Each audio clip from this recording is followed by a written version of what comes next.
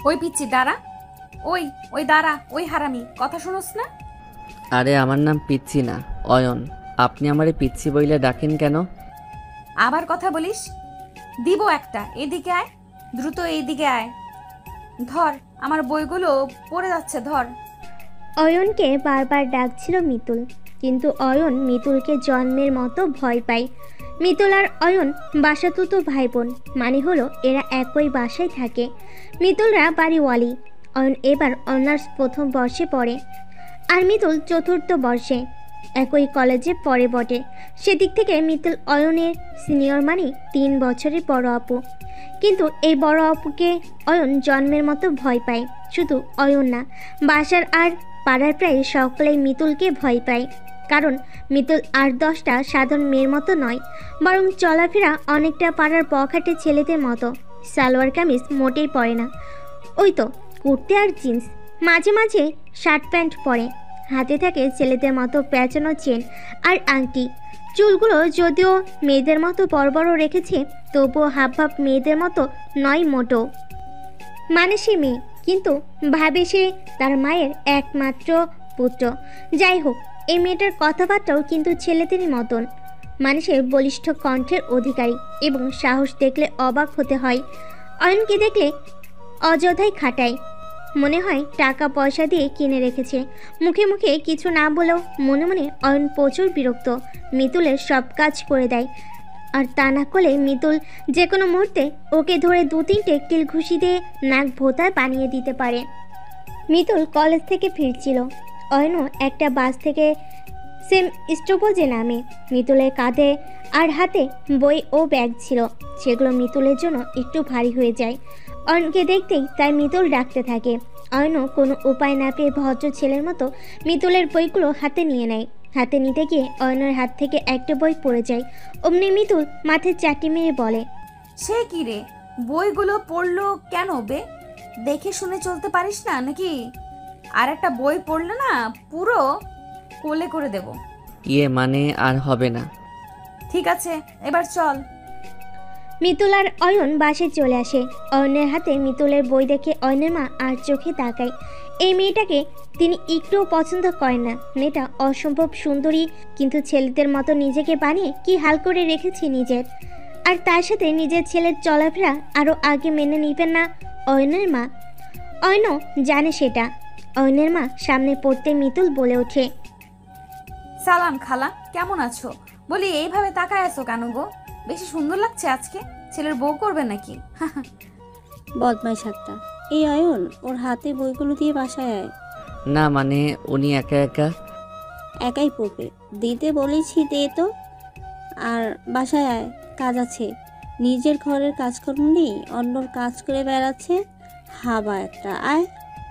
অয়নের মা অয়নের হাত থেকে বইগুলো টেনে নিয়ে মিতুলকে দিয়ে দেয়। তারপর ছেলেকে টানতে টানতে ঘরে নিয়ে যান। অয়ন হাবার মতো চলে যায়। ভেতর থেকে অয়নের 50 বৃদ্ধ দাদু চেঁচিয়ে ওঠে, কি গো বৌমা, কে এসেছে? অয়নকে বকছো কেন? হ্যাঁ, কে এসেছে আর আপনারা জানতে হবে না অত। আরে তোমার নাত বউ গো, দেখো তোমার বৌমা কেমন করছে। শালা আমাকে দেখলে তোমার বৌমা কেমন পিত্তি জ্বলে ওঠে, বুঝি না। দাদু ফিক করে হেসে দেয়। মিতুল চলে যায়। অয়নের মা দরজাটা ধাম করে লাগিয়ে দেয়। রাগে গজগজ করতে করতে বলে, বদমাস মেয়ে একটা। কোন কুক্ষণে যে এই বাসাটাই পেতে হলো। নেহাত বাসা ভাড়া কম, না হলে এখানে থাকতামই না। তা বৌমা বেশি তাড়া দিয়ে চলো, এখান থেকে চলে যাই। আপনার কথা বললেন না বাবা। অয়নের মা রাগ দেখে চলে যায়। দাদু সেদিকে চেয়ে হেসে বলে, অত রাগ করো না বৌমা, দেখবে ওই মেয়ের কাছে একদিন তোমার সব রাগ পানি হবে। বিকেলবেলা মিতুল ছাদে বসে বসে চুল শুকাচ্ছিল। অয়ন এখানে ছাদের এক কোণেই বসে পড়ছিল। অয়ন সবসময় এখানে বসে পড়ে। আরও একটা কারণে অয়ন এখানে আসে। ও যেখানটায় বসে পড়ে ঠিক বিপরীত পাশের বিল্ডিংয়ে 3 তলার একটা মেয়ে রোজ বেলকুনিতে বসে। কখনো বই পড়ে, কখনো নিচে বাচ্চাদের খেলা দেখে, কখনো বা আবিরের দিকে চুপি চুপি তাকায়। মেয়েটাকে ভালো লাগে আবিরের, কিন্তু মেয়েটাকে সে চেনে না, এই পাড়াতেই থাকে, তবুও সে কে, কিসে পড়ে, এসব কিছু জানে না। ইচ্ছে করে রোজ তাই আবির এখানে বসে বসে পড়ে, নয়তো মোবাইলে গেমস খেলে। অয়ন যখন বসে পড়ছিল বিকেলবেলা, মেয়েটা বেলকুনিতে এসে বসে। এ সময় মিতুল সেখানে এসে তার ভেজা চুলগুলো গামছা দিয়ে বাড়ি দিতেই চুলে সেই ভেজা পানি গিয়ে লাগে অয়নের মুখে। অয়ন আটকে উঠে গালি দিতে যায়। শালা ক্যারে, চোখে দেখিস না বসে পড়ছি, ভূত চেপেছে নাকি তোকে? আর কিছু বলতে গিয়ে গলায় কথা আটকে যায়, কারণ অয়নের সামনে তখন মিতুল দাঁড়িয়ে। অয়ন পানির উৎস খুঁজতে যেয়ে ঘটনা বুঝতে পেরে চুপ হয়ে যায়। ইসরে, গালি দিয়ে ফেলেছে, কে জানে আজ তার কি হাল করে। মিতুল কিছু বলতে যাবে, অমনি অয়ন মিতুলের দিকে চেয়ে আর্তনাদের সুরে হাত জোর করে বলে, আমি ইচ্ছে করে বলি নাই। আপনি যে এখানে আমি বুঝতে পারি নাই, আমি ভাবছি অন্য কেউ। মিতুল এগিয়ে আসে, তারপর একবার অয়নকে দেখে আরেকবার সামনের বিল্ডিংয়ের বেলকনির দিকে তাকায়। ঘটনা বুঝতে পেরে মিতুল অয়নের দিকে তাকায়। অয়ন ভয়ে ভয়ে মিতুলের দিকে তাকায়, আরেকবার বেলকনির দিকে। এই রে সারছে, মিতুল আপু যদি বুঝতে পারে আমারে কবর দিয়ে ফেলবে। কিরে ওই বিল্ডিংয়ে? কিরে? কই কিছু না তো। না না, কিছু তো একটা আছে। তুই এমন করে ওখানে তাকিয়ে আছিস কেন? কেসটা কি বলতো?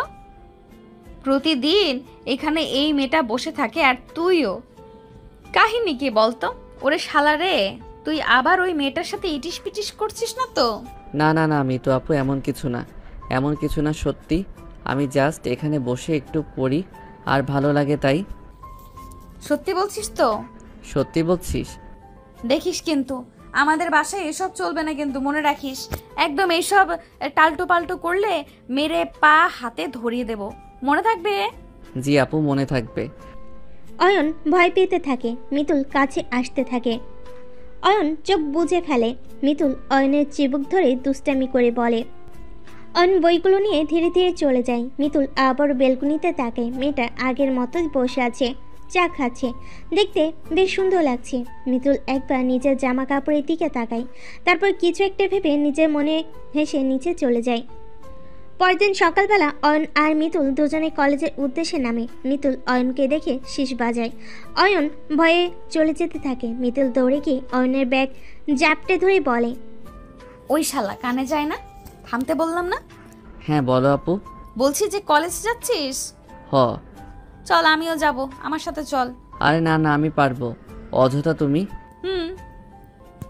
পারবি মানে কি পারবি তুই? বলেছি না আমি যাব। কথা না শুনলে কি হবে জানিস তো? মেরে পা হাতে ধরিয়ে দেবে। এই তো বুঝেছো, গুড বয়, এবার চলো। অয়ন আর মিতুল হাঁটতে থাকে। অয়ন ভয়ে ভয়ে হাঁটে, মিতুল সেদিকে তাকিয়ে হাসে। অয়ন মনে মনে ভাবে, ডাইনিটা কোথা থেকে যখন তখন চলে আসে, যেটা ভয় পাই সেটাই হয়। কি একটা অবস্থা, নাম নিতে না নিতেই এসে হাজির হয়। কিরে কি ভাবছিস? মনে মনে আমাকে বকিস তাই না? আরে না তো, একটু না। আচ্ছা অয়ন, একটা কথা বলতো, তুই আশাকে ভয় পাস? না মানে হ্যাঁ, একটু পাই। পেতে হবে না। আর তুই আমাকে আপু বলে ডাকিস কেন? আমি মাত্র তো 3 বছরের সিনিয়র। আপু বলতে হয় আবার মিতুল বলে ডাকবি। কিন্তু আবার কিন্তু? ঠিক আছে আপু, ও সরি মিতুল। ওরা দুজন কলেজের উদ্দেশ্যে হাঁটতে থাকে। বিকেলবেলা অয়ন আজ ভয়ে সাথে যায় না। অয়ন জানে ওখানে গেলেই অয়ন বেলকনিতে তাকাবে, আর মিতুল সেটা দেখলে ওর খবর আছে। সেজন্য বাসায় বসে আজ বিকালটা পার করে দেওয়ার চিন্তা করে। এদিকে মিতুল ছাদে গিয়ে হাঁটছিল, হঠাৎ কি মনে করে নিচে নেমে এলো। তারপর সোজা ওদের বাসার সামনের ফ্ল্যাটে গিয়ে নক করলো। নক খুলে দিল অয়নের দাদু। মিতুলকে দেখে একই সাথে আশ্চর্য ও উৎফুল্ল হয়ে জিজ্ঞেস করলো, আরে আরে ইয়াং লেডি, তুমি আসো আসো। তুমি তো আসোই না, একটু তো আসতে পারো নাকি? বুড়োর এমন উষ্ণ আদিক্ষেতায় মিতুল খানিকটা অবাক ও অপ্রস্তুত হয়ে যায়। ও ভেবেছিল ঝাড়িটারি খাবে। অয়নের মাঝে ও কি পছন্দ করে না তাও ভালো মতো জানে, কিন্তু এই বুড়ো লোকটা তো ভালোই পাত্তা দিল ওকে। মিতুল আরেকটু খাতির জমাতে একেবারে জড়িয়ে ধরে বলল, ও দাদু, আপনি কি ভালো, আপনাকে দেখলেই মন ভালো হয়ে যায়। আপনি নিশ্চয়ই অয়নের দাদু তাই না? আমার আসলে কথা হয় না তেমন। ওই আপনার বৌমার একটু মাথার তার ছিঁড়া আছে কি না তাই, কিন্তু আজ মনে হলো একটু আপনার সাথে দেখা করি, সময় কাটাই। কি বলেন তো, আমার তো আবার দাদুও নাই জানেন। মিতুলের কথাই অয়নের দাদু পুরোপুরি গলে যায়। তিনি একটু চেঁচিয়ে ডাকেন, অয়ন, অয়ন, দাদু ভাই দেখে যা তো একটু। অয়নের মা ভেতর থেকে জবাব নিল, বলি কি হলো আবার আপনার? সব তো দিয়েই আসলাম। অয়ন পাশে নি বাবা, একটু বাইরে গেছে। কিছু লাগবে?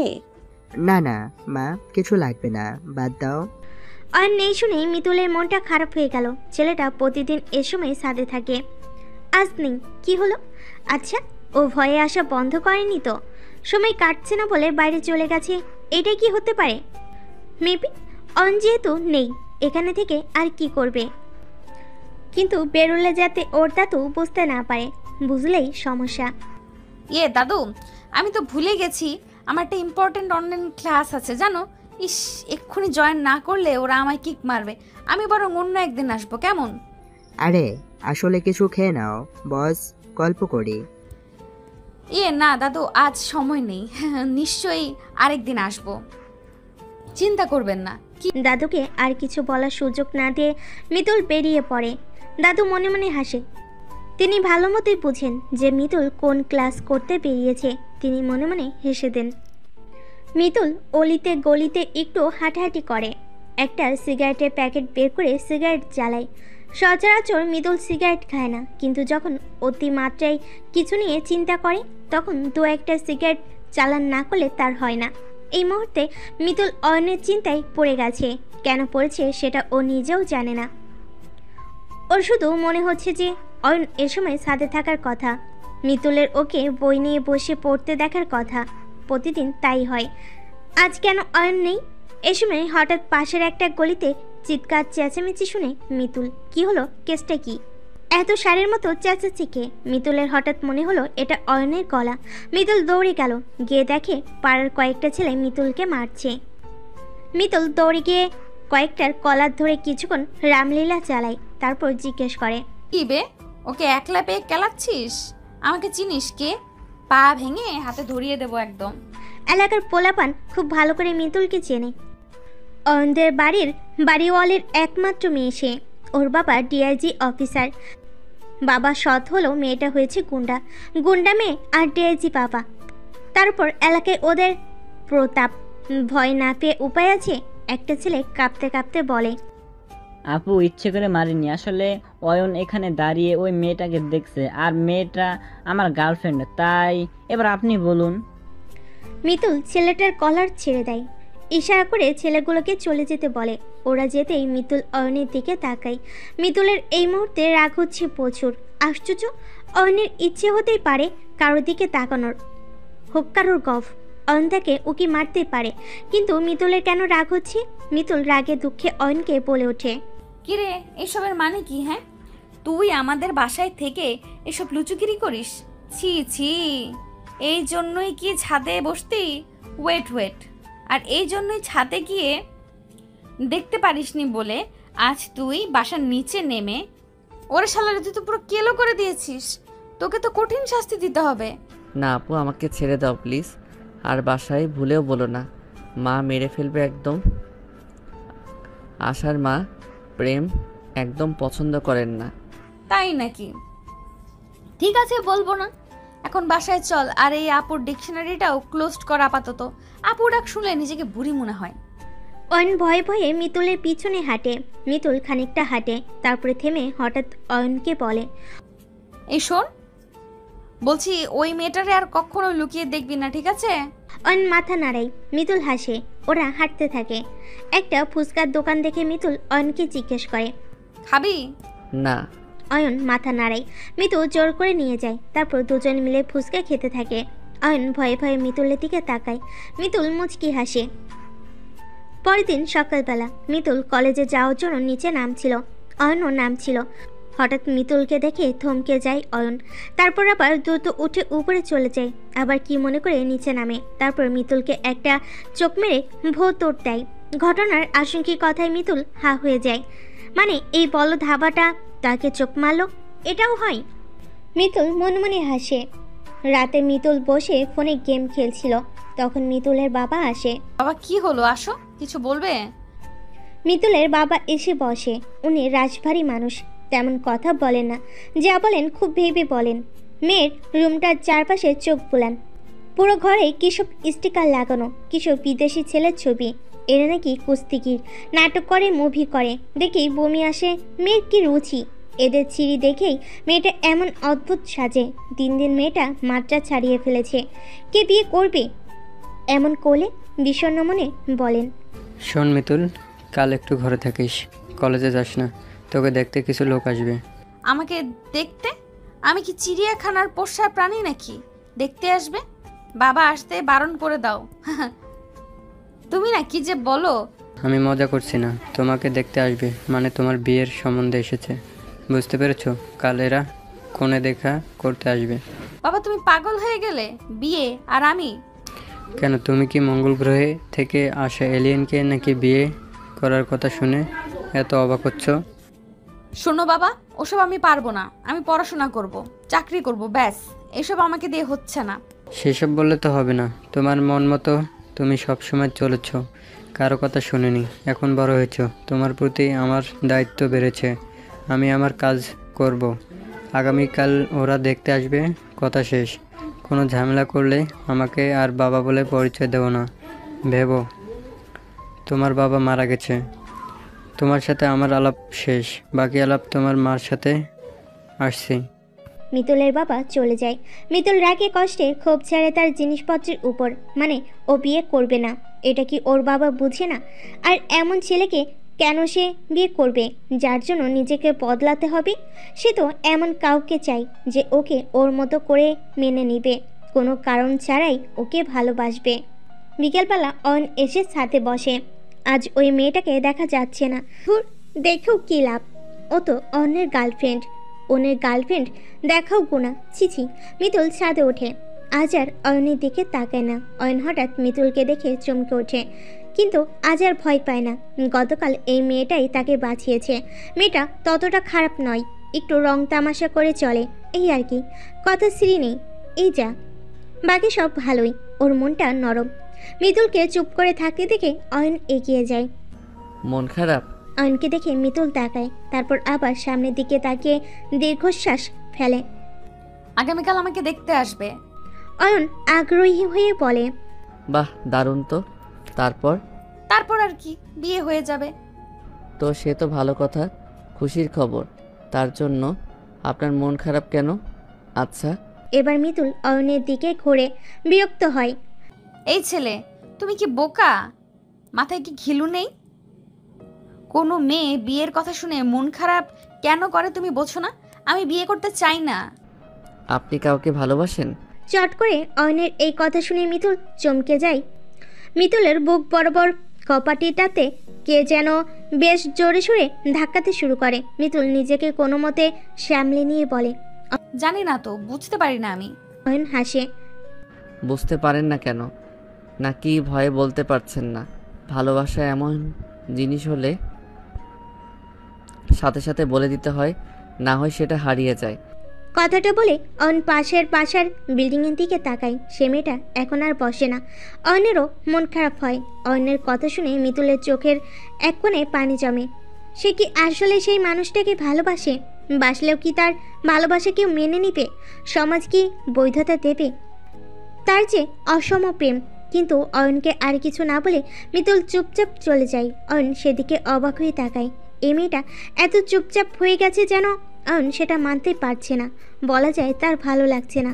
মেয়েটাকে বরং চঞ্চল উদ্ভ্রান্ত রাগী হিসাবেই মানাই বেশি। আরে ব্যাচে কাকে যেন ভালোবেসে মরে শেষে ধুকে ধুকে। অয়ন মিতুলের জন্য প্রভুর কাছে প্রার্থনা করে। ইয়া আল্লাহ, মিতুল আপুকে তুমি তার মনের মানুষের সাথে বিয়ে দিয়ে দাও। আপুর মনটা ভালো করে দাও। এরপর চলে যায় মাঝে দুদিন। মিতুল নিজেকে ঘরবন্দি করে নেয়। অয়ন জানতে পারে না মিতুলের সাথে কি হয়েছে। ওকে কে দেখতে আসছে, বিয়ে ঠিক। মিতুল কাউকে জিজ্ঞেসও করতে পারছে না, কাকে জিজ্ঞেস করবে। কিন্তু অয়নের বেশ জানতে ইচ্ছে হচ্ছে। সেদিন রাতে অয়নের দাদু অয়নকে আর তার পরিবারের সবাইকে ডেকে পাঠায়। এভাবে ওর দাদু তাদের তখনই ডাকে যখন কোনো গুরুত্বপূর্ণ বিষয় নিয়ে আলোচনা করে বা দাদু সিরিয়াস মুডে থাকবে। অয়ন অবাক হয়, দাদু এখন কি বলবে। আবার সবাই ড্রয়িং রুমে বসে। দাদু একটা কাশি দেয়। অয়ন বুঝে দাদু দীর্ঘ বক্তৃতা দিতে তৈরি হচ্ছে। শোনো, আমি এখন যে কথাটা সবাইকে বলবো, জানি যে সবাই সেটা শুনে আকাশ থেকে পড়বে, মেনে নিতে কষ্ট হবে, কিন্তু যেটা উচিত এবং সত্য আমি সেটাই বলবো। এটা তোমরা মানো আর না মানো। সকলে মাথা নাড়ে। এ বাসাতে মা কিংবা যে যত বড় পীর হোক না কেন, দাদুর করার সিদ্ধান্তের উপর কারোর কিছু বলার থাকে না, কারণ দাদু যা বলে সবসময় সঠিক সত্যটা বলে। তাছাড়া বাড়ির কর্তা এখনও দাদু নিজে। দাদু এবার একটু হাসি দিয়ে বলে, আসলে আমি চাই অয়নের বিয়ে দিতে। আমার বয়স হয়েছে, নিজের শরীরের উপর ভরসা নেই, আর পাত্রী আমার পছন্দ আগে থেকেই। এই কথা শুনে সবাই চমকে ওঠে। অয়নও মাথা নাড়ায় দাদুর তালে তালে। কিন্তু যখন একটু দেরিতে ঘিলুতে কথাটা ঢুকে, অয়নের বিয়ে মানে সিরিয়াসলি দাদু ওর কথা বলছে, ও লাফিয়ে ওঠে। এই না না, আমি কোনো বিয়ে টিয়ে করবো না। কি বলো দাদু এসব? আমি এখনো বাচ্চা। চুপ থাকো, এখনো বাচ্চা তুমি। এতদিনে বিয়ে করলে বাচ্চার বাচ্চা থাকতো। এই বাচ্চা, জানো আমরা খুব অল্প বয়সে বিয়ে করেছি।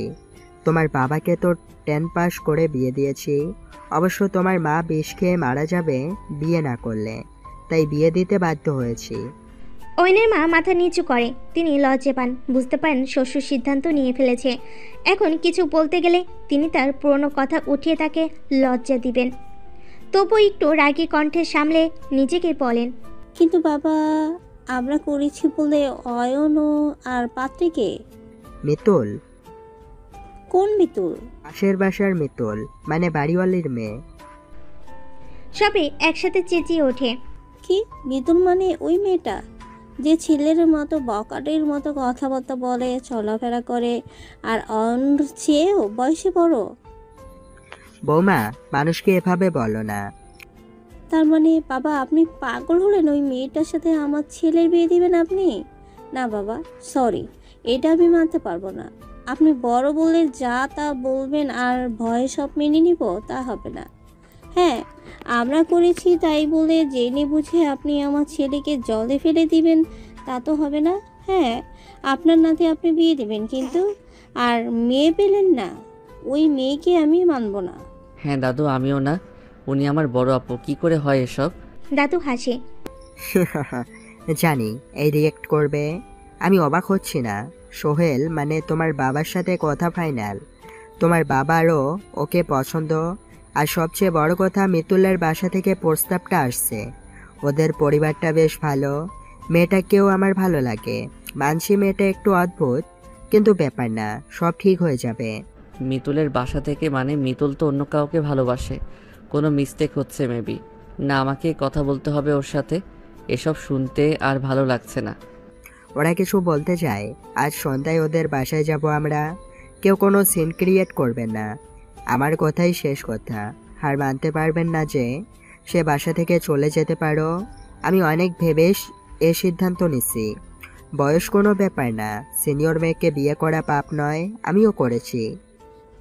বাবা, তাই বলে? বৌমা, শুনতে পাওনি কি বললাম? পরদিন রাতে সবার মধ্যে আলোচনা ঠিক হয়ে বিয়েও ঠিক হয়। কিন্তু অয়নের আর মিতুলের সাথে দেখা হয় না। দেখা হয় না বলতে দাদু দেখা করতে দেয় না। বিষয়টা বুঝলো না মিতুল কি করে বিয়েতে রাজি হতে পারে। একটা বার তো অয়নের সাথে কথা বলবে, আর ও তো অন্য কাউকে ভালোবাসে। কি করে অয়নকে মেনে নিল ও? কি যে হচ্ছে কিছুই বুঝছে না ও। মিতুলের সাথে কথা বলার দরকার। বিয়ের 3 তারিখ ঠিক হলো, কেনাকাটা হলো সবার অমতে, আর দাদার বাড়াবাড়িতে বিয়ে হলো। মিতুলের সাথে ওর আর কথা বলা হলো না। এর ফাঁকে একবার মিতুলের সাথে দেখা করতে চেয়েছি অয়ন। মিতুল দেখা করেনি। কেন করেনি জানে না অয়ন।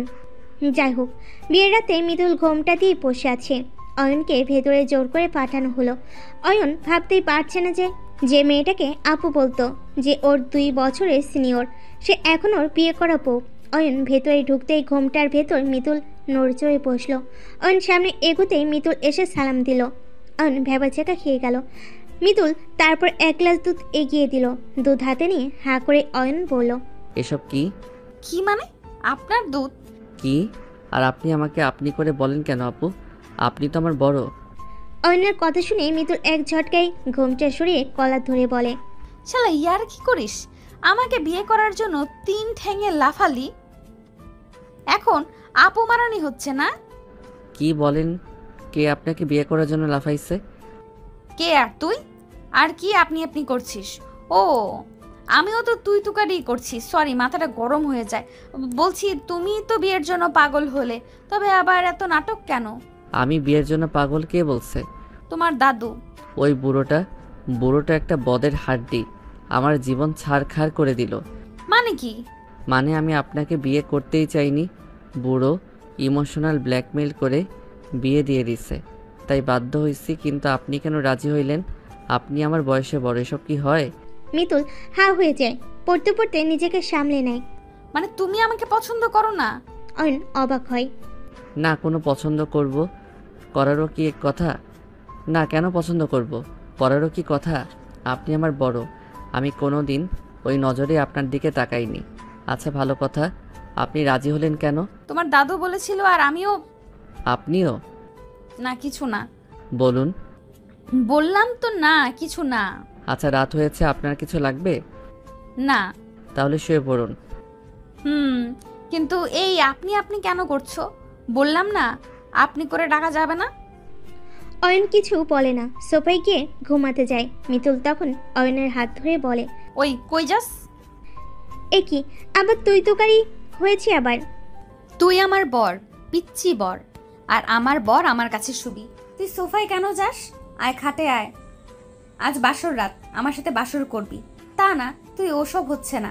সিনেমার নায়িকার মতো আমি কান্না করব, বেচারি সাজবো, তুই ঢং করে আলাদা শুবি। আমার সাথে এইসব হচ্ছে না। তুই আমার বর, আমার সাথে বাসর করবি। আরে কি বলে এই মেয়ে?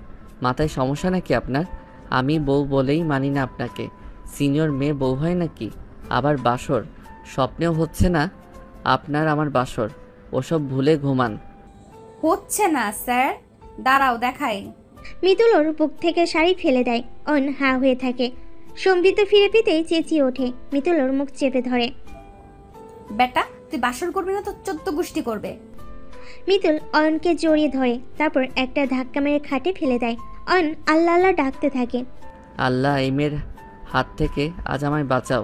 ঠিক এ সময় দরজার একটা কড়া নাড়ার শব্দ হয়। মিতুল দৌড় উঠে নিজেকে ঠিক করে অয়নকে চোখ রাঙিয়ে দরজা খুলে দিতে বলে। মিতুল গিয়ে ঘোমটা দিয়ে বসে পড়ে। অয়ন দরজা খুলে, সামনে দাদা দাঁড়িয়ে আছে। ভালোই হলো, বুড়োটার আজ খবর আছে। কি একটা যন্ত্রণায় ফেলে দিল ওকে। আজ বুড়কে বোঝাবে মজা। কি হলো এত রাতে? সর সামনে থেকে, সর বেটা, দেখি আমার বুড়ি কই। তোমার বুড়ি মানে? মানে আবার কি, তোর বুঝতে হবে না? দাদা ঘরে যেতে মিতুল দৌড়ে গিয়ে সালাম দেয়। দাদা ঘোমটা সরিয়ে মিতুলের হাতে টাকা গুজে দেয়। মিতুল নিতে চায় না, দাদা জোর করে। আরে আমার বুড়ি এত সুন্দর, মাশাল্লাহ। মিষ্টি মুখটা দেখলে তো মিষ্টিও দিতে হয় নাকি? মিষ্টি তো আর আমি আনতে পারিনি, তাই মিষ্টির টাকাটা দিলাম। মিষ্টি কিনে খেয়ে নিও। অবশ্য মিষ্টি দেওয়ার মতো লোক তোমার হয়ে গেছে। বলে দাদা মিতুলকে ধাক্কা দেয়। মিতুল লজ্জা পায়। অয়ন রেগে যায়। বুড়ো তো লাজ শরম নাই, কিছুই হবে না। কিসব বলছে বড় অপুর সাথে? দাদা হয়েছে তোমার? কেন ডিস্টার্ব করছি নাকি? সইছে না? মিতুল আর দাদা হাসতে থাকে। মিতুল দাদাকে বেশ পছন্দ করে। মানুষটা দিল খোলা। উনি মিতুলকে বউ করে এনেছেন। অনার সহ্য করতে না পেরে দাদার সাথে চেঁচায়। প্রথমবারের মতো চেঁচায়। থামবে তুমি? তোমার হাসি আমার সহ্য হচ্ছে না। দাদা থমকে যায়। মানে হলো এই মেয়েটা আমার চেয়ে বয়সে বড়, ছেলেদের মতন চলাফেরা। ও বড় জোর গফ কিংবা ফ্রেন্ড হতে পারে, বউ বা সোলমেট নয়। তুমি এই বুড়ো দামড়ি মেয়েটার সাথে আমার বিয়ে দিয়েছো, আর এখন এসে মজা করছো। আমার লাইফটা হেল করে দিলে। লজ্জায় বন্ধুদের সাথে আমি মুখ দেখাতে পারবো না। দাদা ধমক দেয়। অয়ন, ধমক দিলে আমি চুপ করব না দাদা। ওর খারাপ লাগলেও আমার কিছু করার নেই। কেন করলে এটা? মিতুল জানতে না তোমায় আমি ভালোবাসি না? মিতুল কিছু বলতে যায়। দাদা ওকে থামিয়ে দেয়। দাদুর রাগ বুঝতে পেরে মিতুলকে চোখ দিয়ে নিশ্চিত হওয়ার ইশারা করে। ওর রাগ কতটা স্বাভাবিক, কিন্তু উনি যা করেছে বুঝেই করেছে। কিছুদিন গেলে নাতিও সেটা বুঝবে। তারপর অয়নকে বলে, দাদু ভাই, তোমার রাগ হওয়াটা স্বাভাবিক, তবে কি জানো, এই মেয়েটা একটা রত্ন। তুই হয়তো এখন পছন্দ করিস না, শীঘ্রই করবি। মেয়েটা মারা যেতে চাচ্ছিল, ওর বাবা মা তখন ওকে বিয়ে দিতে বাধ্য হয় তোর কাছে। কেন জানিস? ও তোকে ভালোবাসে, আর ও ওর বিয়েটা ভেঙে তোর কাছে আসতে চেয়েছে। আমি সব জানার পর ওকে ফেরাতে পারিনি, তাই। অয়ন যেন আকাশ থেকে পড়ে। মিতুল বলেছিল ওর বিয়ে ঠিক, এজন্য ওর মন খারাপ। ও নাকি কাউকে ভালোবাসে। অয়ন সেদিন বলেছিল মিতুলের ভালোবাসার কথা সেই ছেলেটাকে বলে দিতে, কিন্তু ও জানতো না সে নিজেই ওই ছেলেটা। অয়ন অবাক হয়ে মিতুলের দিকে তাকিয়ে থাকে, যাকে সে আপু ভাবত। যে মেয়েটা আসলে অয়নকে ভালোবাসে, যাকে সে আপু ভাবত, সেই মেয়েটা আসলেই অয়নকে ভালোবাসে। এর জন্যই কি সেদিন ওই ছেলেগুলোর হাত থেকে বাঁচিয়েছে? এর জন্যই কি সে যখন বেলকনিতে বসে মেয়েটাকে দেখত মিতুলের সহ্য হতো না? কিন্তু মিতুল এটা কি করে করতে পারে? ও তো অনেক ছোট মিতুলের। অয়ন মিতুলের দিকে তাকায়, চোখ বেয়ে পানি পড়ছে। একটু মন খারাপ হয়, কিন্তু কিছু করে নেই, কারণ সে কখনো তার 3 বছরের একটা সিনিয়র মেয়েকে চাইলেও ভালোবাসতে পারবে না, এটা মেনে নেবে না। আর ও দাদার সামনে কিছু বলে না। কিছুদিন গেলে ওকে এমনিতেই ডিভোর্স করে দেবে, কারণ স্বপ্ন দেখা ভালো, তবে বাস্তবে সব স্বপ্ন সত্যি হয় না। দাদার কথা শেষ হতে হতে অয়ন কিছু বলতে চায়। দাদা, এসব শুনতে ভালো লাগছে না, তুমি যাও ঘুমাও, আমিও একটু ঘুমাবো। সারাদিন অনেক পরিশ্রম হয়েছে। দাদা চলে যাওয়ার আগে অয়নের কাঁধে হাত দিয়ে বলে, মেয়েটাকে কখনো কষ্ট দিস না, যত্নে রাখিস। ও তোকে খুব ভালোবাসে, পরে ঠিকই বুঝবি। দাদু চলে যেতে অয়ন মিতুলের দিকে তাকায়। মিতুল কান্না ভেজা চোখে দাঁড়িয়ে কাঁপছে। অপমানটা গায়ে লেগেছে, বোঝা যাচ্ছে। অয়নের কোনো ইচ্ছে ছিল না এমন অপমান করার, কিন্তু ও নিজেকে কন্ট্রোল করতে পারেনি। দাদু চলে যেতেই অয়ন মিতুলকে কিছু বলতে যাবে, এ সময় হঠাৎ দরজা ঠেলে ভিতরে অয়নের মা প্রবেশ করে। অয়ন চিন্তায় পড়ে যায়। মা তোকে একটু পছন্দ করে না, কে জানে কি বলতে কি শুনিয়ে দেয়। আরে মা, তুমি এখানে কেন?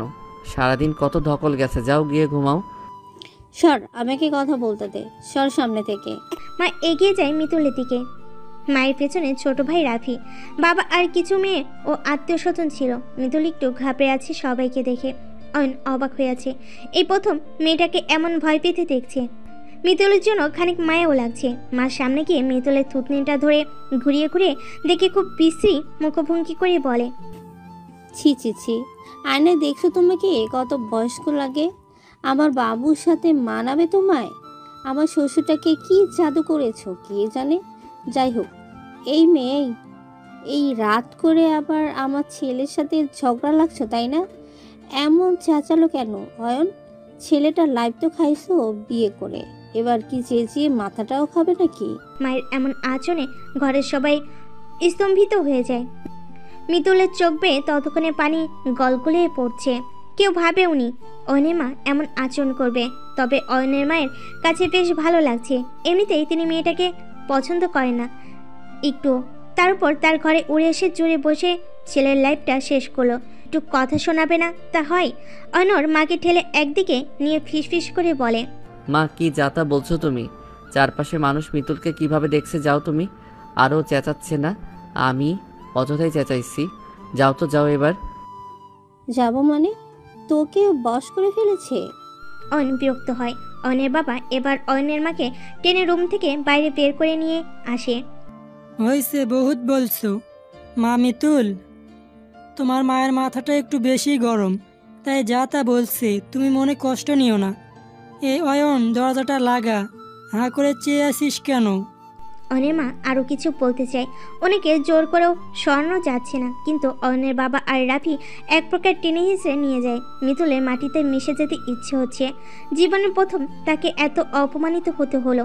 সে জানতো অয়ন তাকে ভালোবাসে, না হলে সে জোর করে কখনো বিয়ে করতো না অয়নকে। কিন্তু এখন এই যে সবার মনে ওর জন্য বিষ ঢুকে গেছে, তার কি হবে? এদিকে অয়ন ও মিতুলের কাছে লজ্জা পাচ্ছে।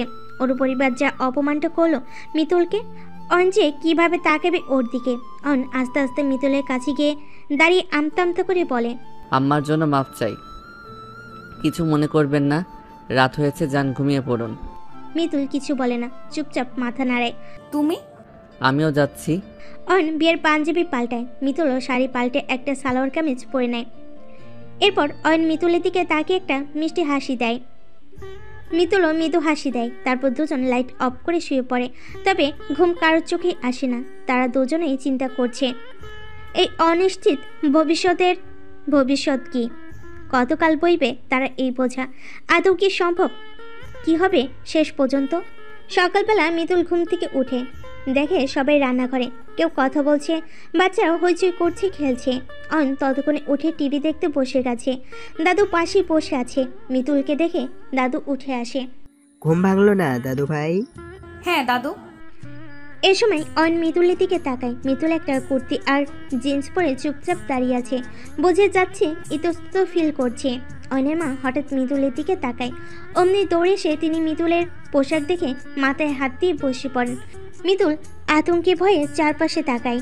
নিজেকে অসহায় লাগে ওর। অয়ন চুপচাপ। হায় আল্লাহ, মানে তুমি নতুন বউ, বাপ মা কিছু শেখায়নি? ও তোমার মা তো আবার আমাদের বাড়িওয়ালি, কিছু বলা যাবে না। তাই এত দামড়া মেয়ে হয়েছে, বিয়ে হয়েছে, এখনো এসব পড়ে থাকবে? লজ্জা কি সব উঠে গেছে? আন্টি আমি আসলে ওরে বাপ, দেখ কি দেমাক মেয়ের, আমাকে আন্টি বলে? হ্যাঁ বলবেই, এ যুগের মেয়ে তো, তার উপর আবার যে চলাফেরা, মা বলবে কি করে? আর আমরা বিয়ের পরে শাশুড়ির পা ধরেই বসে থাকতাম, আবার রং ঢং। বৌমা থামো, বাড়ি ভর্তি লোকজন, মাথায় কিছু নেই নাকি? একটা মেয়েকে এভাবে অপমান করছো, তুমি কেমন ছেলে তা আমরা সবাই দেখেছি। পুরনো কথা বললে তোমার আর মান থাকবে না। ওকে অপমান করা বন্ধ করো, কাজের কথা বলো। এই মেয়ে আসো রান্নাঘরে, সবার জন্য খাবার রান্না করতে হবে। পারো তো, নাকি সেটাও পারো না? অয়নের মা বক বক করতে করতে রান্নাঘরে চলে যায়। মিতুল অসহায়ের মতো অয়নের দিকে তাকিয়ে থাকে। অয়নও মিতুলের দিকে তাকিয়ে থাকে। মিতুল হয়তো এই মুহূর্তে অয়নের সাহায্য চাইছে, কিন্তু অয়নের কিছু করেনি। মিতুলের মতো মেয়েকে ওর মাঝে মানতে পারছে না, সেটা ওর মায়ের দোষ নয়, মিতুলেরই দোষ। কারণ ও আর 10-5টা সাধারণ মেয়ের মতো নয়, আর সবাই ওকে মেনে নিতে পারবে সেটাও তো নয়। অয়নের মা ওকে রান্নাঘরে নিয়ে যায়। তারপর অনেকগুলো তরকারি আর মাংস দেখিয়ে দিয়ে বলে, এইসব তোমাকে রান্না করতে হবে। ওই যে দেখছো না, মেহমানরা বসে আছে, ওদের জন্য রান্না করবে। আর তোমার বাবার বাসার লোকজনও তো সব আসবেন, তাই তাড়াতাড়ি করে রান্না শেষ করে ফ্রেশ হয়ে সেজে গুজে নাও, না হলে আবার এসে দেখলে বলবে তোমাকে খাতে মেরে ফেলছি। এই ঋতু, কই চল তো ওইদিকে, কতটুকু এগুলো দেখি। এই তুমি কিন্তু সব ঠিকঠাক মতো কইরো। অয়নের মা চলে যায়। মিতুলের খুব কান্না পায়। সবাই যার যার জায়গায় বসে খাচ্ছে, কিন্তু তাকে কেউ ডাকছে না। তারও ক্ষুধা লেগেছে। বাসি তো মা এতক্ষণ নাস্তা বানিয়ে খেতে 80 বার ডাকতো, কিন্তু এখানে। আর মিতুল কীভাবে বা রান্না করবে?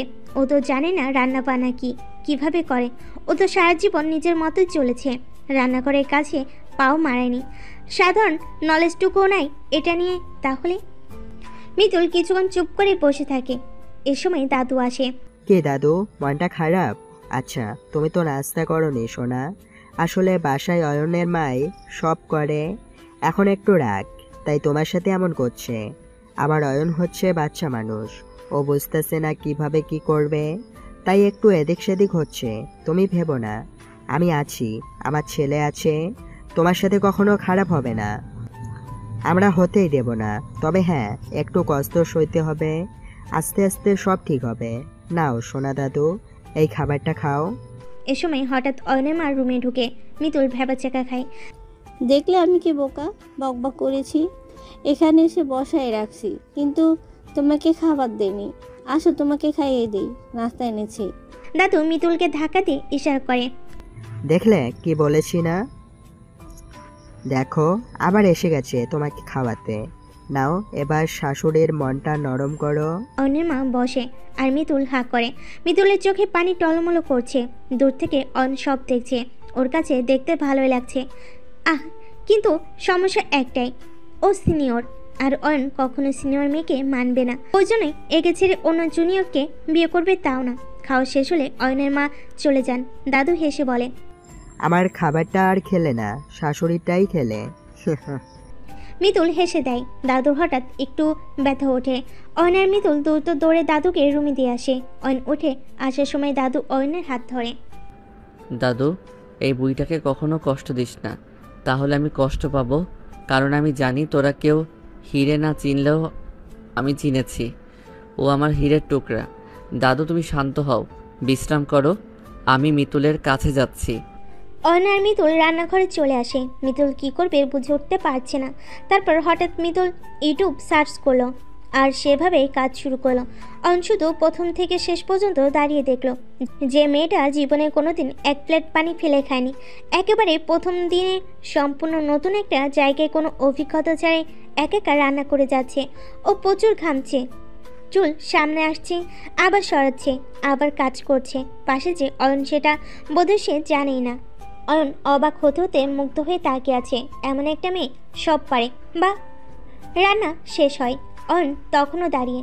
মিতুল একবার তাকিয়ে তারপর উপরে চলে যায়। অয়নের মা এসে সব চেক করেন। বা এত দারুণ রেঁধেছে, মানে এই মেয়ে এত দারুণ রান্না করে, এও সম্ভব। মনে মনে অপছন্দ করলেও এই সত্যিটা অস্বীকার করার উপায় নেই। বৌমা কিন্তু একের।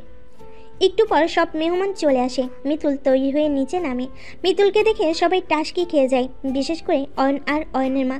মিতুল শাড়ি পরেছে, এই প্রথমবার ওকে সবাই শাড়ি পরে দেখছে। দুহাত ভর্তি চুড়ি, কপালে টিপ, চোখে কাজল, কি সুন্দর করে সেজেছে। আশ্চর্য, ওর ছোট ছোট চুলগুলো কই? আসলে ওগুলো ও কোনো মতে টেনে টুনে পেঁচিয়ে খোপা করে নিয়ে তাতে আবার একটা বড় ফুল গুজে দিয়েছে। কেউ বুঝতেই পারবে না ওর চুল এত ছোট। অয়ন মুগ্ধ হয়ে তাকিয়ে আছে। একেবারে খাঁটি বাঙালি লাগছে মেয়েটাকে। মনে হচ্ছে আকাশ থেকে পরি নেমে এসেছে। মিতুল এসে সবাইকে সালাম দেয়। মিতুলের বাবা মাও এসেছে এখানে। সবাই দাঁড়িয়ে দাঁড়িয়ে খুশি গল্প করছিল। এদিকে দাদু তো ভীষণ খুশি। তিনি মনে মনে মিতুলকে প্রাণ ভরে দোয়া করলেন। আমি জানতাম আমার নাত বউ কত সুন্দরী, আর এও জানতাম আমার নাত বউয়ের এমন রূপ দেখে সবাই টাসকি খাবে, বিশেষ করে যারা তাকে ছোট করেছে। তুই এভাবে লেগে থাক, দেখবি সব কটা মন থেকে মেনে নিতে বাধ্য হবে তোকে। নিজে তোর পিছু পিছু ঘুরবে। তুই এ বাড়ির বউ, সেটা চেঁচিয়ে সবাইকে একদিন বলবে। অয়নের মা কাশতে কাশতে এগিয়ে আসে। তারপর মিতুলকে পেছন থেকে জড়িয়ে ধরে সবার উদ্দেশ্যে হাসি মুখ করে বলে, এই যে আমার ছেলের বউ, ওর নাম মিতুল। আপনারা নিশ্চয়ই চেনেন, সুন্দর লাগছে না? দাদু হাসে, অয়নও মৃদু হাসে। সবাই বেশ প্রশংসা করে। মিতুল একটু অবাক হয়ে তাকায়, তবে খুশি হয়। তখনই হঠাৎ অয়নের মা একটা কাণ্ড করে বসে। তিনি হঠাৎ বলা শুরু করেন, কিন্তু একটা সমস্যা আছে, সেটা কি জানেন? সেটা হচ্ছে ও আমার ছেলের চেয়ে বয়সে 3 বছরের বড়। ওই এই পাড়ারই মেয়ে, এই বিল্ডিংয়ের। এটা নিশ্চয়ই আপনারা জানেন। কিন্তু বলেন তো, এভাবে কি হয়? মানে এরকম হয়? সিনিয়র আপু আমার অয়নুর, সিনিয়র আপু কি বউ হয়?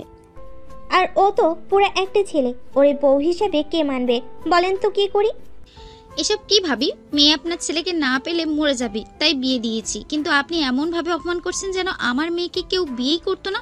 আর শত হোক, সে আপনার ঘরের বউ এখন। এভাবে এমন একটা অনুষ্ঠানে আপনি কি করে সব করেন? আমরা মেয়েকে বরং নিয়ে যাই, আপনার মন মতো যখন হলো না। মিতুল দৌড়ে উপরে চলে যায়। দাদু অপ্রস্তুত হয়ে পড়ে। লোকজন সব কানাঘুষা করতে থাকে। ছিছি, সিনিয়র আপুকে বিয়ে? এমন দিনও আসলো। অয়ন এবার আর সহ্য করতে পারে না। সে তার মায়ের সাথে চেঁচিয়ে ওঠে, মা, ও সিনিয়র, তাই আমি নিজে ওকে মেনে নিতে পারিনি। কিন্তু তাই বলে ওকে সবার সামনে তো আমরা অপমান করতে পারি না। তোমার কোনো অধিকারই নেই। তুমি এটা ঠিক করলে না, খুব খারাপ করলে এটা। একটা মেয়েকে এমনভাবে কেউ অপমান করে সকলের সামনে, ছি। বৌমা, ওকে আমি এনেছি। মনে রেখো, আজকের পর ও যেন এ বাড়িতে বিন্দুমাত্র অপমানিত না হয়। যে এ সাহস করবে সে যেন এই বাড়ি থেকে বেরিয়ে পড়ে। দাদু আর অয়ন মিতুলের বাবা মা উপরে চলে যায়। মিতুল তখনও কান্না করছে। মেহমানরা সব চলে যায়। এমন পরিবেশে আর যাই হোক থাকা যায় না। তবে কেউ কেউ রয়ে যায়। বউ ভাতের মজাদার খাবারটা তো আর মিস করা যায় না। মিতুলের মা এসে জোরাজোরি করে মিতুলকে নিয়ে যেতে। তিনি মেয়ের অপমান বিন্দুমাত্র সইবেন না। তবে মিতুল যাবে না, আর দাদু অনুরোধ করে। মিতুলের দায়িত্ব দাদুর, তিনি সব ঠিক করে দেবেন। মিতুলের বাবা মা চলে যায়। মিতুল মন খারাপ করে সারাদিন ঘরে শুয়ে থাকে। অয়নও লজ্জায় কথা বলে না। বিকেলে দাদু খুব চিন্তা করে একটা বুদ্ধি বের করে। রাতে ওরা সবাই খাবার খাচ্ছিল।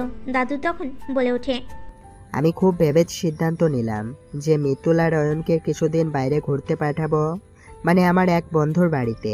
ও অনেকদিন থেকে বলছিল যাতে অয়নকে পাঠাই।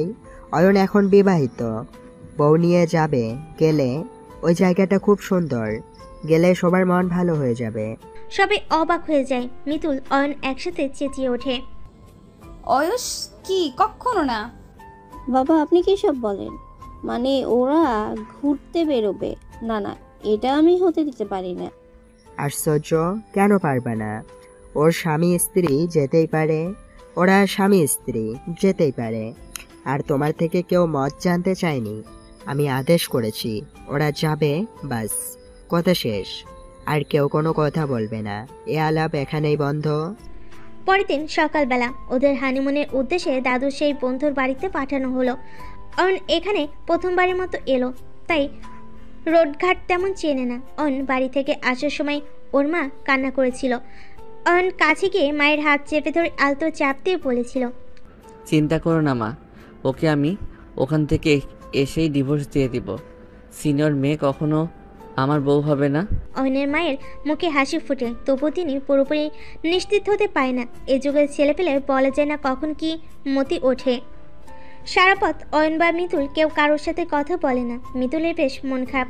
অয়ন জানে না মিতুল ওর মায়ের সাথে কথা বলা শুনে নিয়েছে কিনা। যে কটা দিন সে এখানে বেড়াবে ও কয়টা দিন তাদেরই শেষ দিন। যে কয়টা দিন সে এখানে বেড়াবে ওই কয়টা দিনই তাদের শেষ দিন। মিতুল যেন এটা ভাবতেই পারছে না।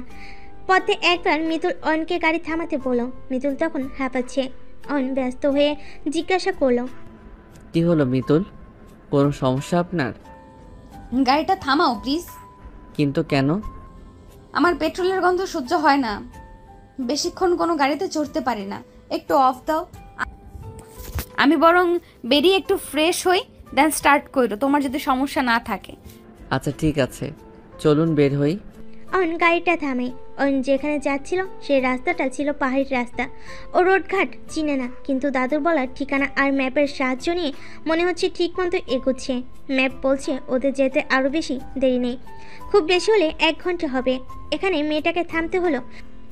যাই হোক, এক একজনের এক এক সমস্যা থাকতে পারে। মেয়েটাকে যদি জোর করে গাড়িতে রাখা হতো, কে জানে পেট্রোলের গন্ধে আবার ওর কি সমস্যা হতো। অয়ন গাড়ি থেকে নেমে গিয়ে জিজ্ঞেস করলো, আপনার এখন কেমন লাগছে? পানি দিব? মুখে একটু পানি ছিটিয়ে দিন আর পানিটা খেয়ে নিন, দেখেন ভালো লাগবে। মিতুল পানির বোতলটা হাতে নিয়ে চোখে মুখে পানি দেয়। তারপরে একটু পানি পান করে বোতলটা অয়নের দিকে এগিয়ে দিয়ে বলে, থ্যাংক ইউ, তোমাকে অনেক ধন্যবাদ। আচ্ছা এদিকে আসেন, মনে হচ্ছে এই জায়গাটা বেশ সুন্দর। গাড়ি পার্ক করে রাখি, চলেন আপনাকে নিয়ে এদিকটা একটু হেঁটে আসি, আপনার ভালো লাগবে আর একটু রেস্টও হবে।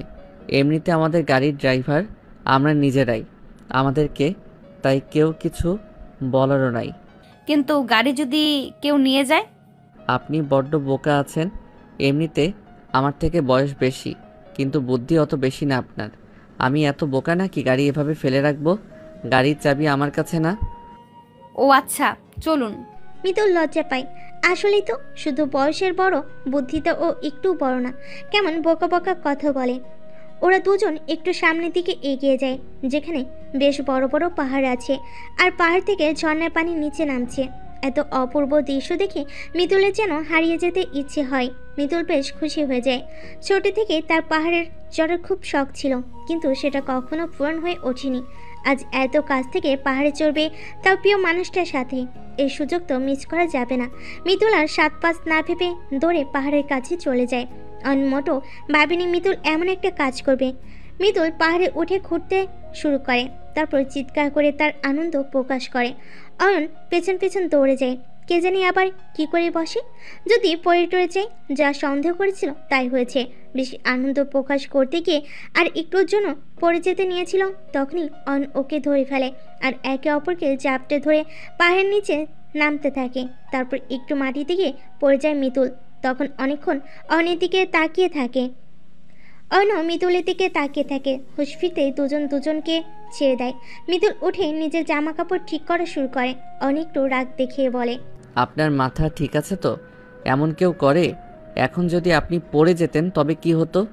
মরে যেতাম, এর বেশি কিছু তো হতো না। মরে যেতাম মানে? বললেই হলো মরে যেতেন। আপনি মরে গেলে আপনার পরিবারকে আমি কি জবাব দিতাম? হ্যাঁ, ও শুধু এই ভয় আমি মরে গেলে তোমার কিছু হতো না। এই কথার জবাবে অয়ন চুপ হয়ে যায়। তারপর তড়িঘড়ি করে মিতুলের হাত ধরে গাড়ির কাছে টেনে নিয়ে যেতে যেতে বলে, চলুন তো চলুন। আপনাকে বেশি লাই দিলে এমনই হয়। হাজারটা প্রশ্ন করেন। আপনার সাহায্যের জন্য আপনাকে গাড়ি থেকে নামালাম, বললাম ঘুরে আসলে একটু মনটা ফ্রেশ হবে। না না, আপনি একেবারে পাহাড়ে চড়ে পাহাড় থেকে নিচে নেমে আমাকে সহ মরে যাওয়ার প্রস্তুতি নিয়েছিলেন। চলেন চলেন, আপনাকে এবার বাড়ি নিয়ে তারপর থামবো। এর আগে গাড়ি আর 1 মিনিটও থামাবো না। সে আপনার যতই পেট্রোলের গন্ধ নাকে আসুক না কেন। অয়ন মিতুলকে নিয়ে গাড়িতে উঠে বসে। ওদের গাড়ি চলতে থাকে। মিতুল আবারও মনমরা হয়ে বসে থাকে। বাড়ির কিছুটা কাছে এসে অয়ন একটা নাম্বারে কল করে। আসসালামু আলাইকুম। হ্যাঁ ভাইয়া, আমরা কাছাকাছি পৌঁছে গেছি, কিন্তু আপনাদের বাসা ঠিক কোনটা আমরা বুঝতে পারছি না। আর তাছাড়া এখানে অনেক ঘন জঙ্গল, অনেকগুলো রাস্তা, ঠিক বুঝতে পারছি না। ওপাশ থেকে কেউ বলে উঠল, তুমি চিন্তা করো না, আমরা এগোচ্ছি, তুমি এখানেই থাকো। মিতুল গাড়ি থেকে নামলো। অয়ন মিতুলের কাছে দাঁড়িয়ে আছে। 5 মিনিট পর একটা ছেলে আর একটা মেয়ে তাদের দিকে এগিয়ে আসতে লাগলো। বয়স প্রায় তাদের কাছাকাছি হবে। ভাবসাব দেখে মনে হচ্ছে ওরা খুব সম্ভবত স্বামী স্ত্রী হবে। অয়ন একটু এগিয়ে যেতে ওরা এক প্রকার দৌড়ে এসে ওদের দুজনকে জড়িয়ে ধরে আর খুব উষ্ণভাবে ওদের অভ্যর্থনা করে। অয়নের কাছে ওদের ব্যবহার খুবই ভালো লাগে। ওরা দুজন মিতুল আর অয়নকে তাদের বাড়িতে নিয়ে যায়। ওরা হচ্ছে সাফা আর সাইদ, অয়নের দাদুর নাতি আর নাতবো। অয়ন সেটা ওদেরকে দেখেই বুঝতে পেরেছে। ওরা বাড়ির কাছাকাছি যেতেই দাদু বেরিয়ে আসে আর ওদেরকে জড়িয়ে ধরে। নয়ন অবাক হয়ে চারপাশে তাকায়। চারপাশে উঁচু উঁচু পাহাড় আর এই উঁচু পাহাড়ের উপরে ওদের ঘর। পাশ দিয়ে ছোট নদী বয়ে যাচ্ছে। গাছগুলো যেন আকাশ ছুঁয়ে ফেলেছে। এত সুন্দর প্রকৃতি ও বোধহয় জীবনে আর কখনো দেখেনি। দাদু এত কাজের মাঝে একটা ভালো কাজ করেছে, ওকে এত সুন্দর একটা জায়গায় পাঠিয়েছে। ওরা একটা ছোটোখাটো ট্যুর হয়ে গেল। এখন বন্ধুদেরকে বলতে পারবে যে কত সুন্দর এলাকায় সে এসেছে। অয়নকে দেখে দাদু বলে ওঠে, অবশেষে তোমরা আসলে। তোমার বুড়ো দাদাটাকে তো এখানে আনতেই পারলাম না। অসভ্যটা নিচে না এসে তোমাদের পাঠিয়ে দিয়েছে। যাক, তবুও তো এসেছো, এই বেশ। আসো আসো, ঘরে এসো। এই সাইদ, সাফা, তাড়াতাড়ি ওদের বিছানাটা আর নাস্তার ব্যবস্থা কর। দেখিস ওদের যেন কোনো যত্ন আত্মীর অভাব না হয়।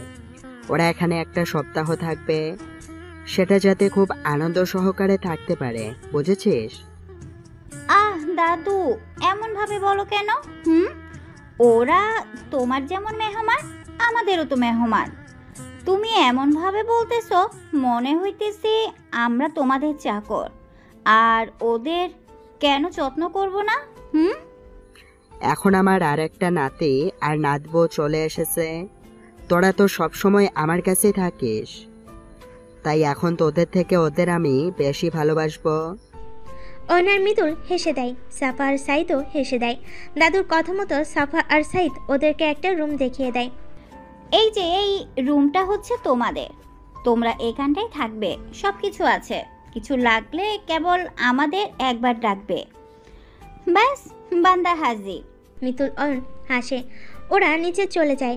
অয়ন রুমের ভিতরে ঢুকে। রুমটা পুরোটা থাই গ্লাস দিয়ে সাজানো। রুমের ভেতর থেকে বাইরের ভিউটা খুব সুন্দরভাবে দেখা যাচ্ছে। তাই বাইরে তাকালে মন ভালো হয়ে যাওয়ার মতো একেবারে। কিন্তু এত সবের মাঝেও মিতুলের কাছে খুবই বিরক্ত লাগছিল। বাড়ি থেকে ওকে ভারী শাড়ি আর গহনা পরে আসতে হয়েছে, কিন্তু মিতুল তো এসবে অভ্যস্ত নয়। তাই দেরি না করে রুমে ঢুকে শাড়িগুলো খুলে ফেলতে শুরু করে।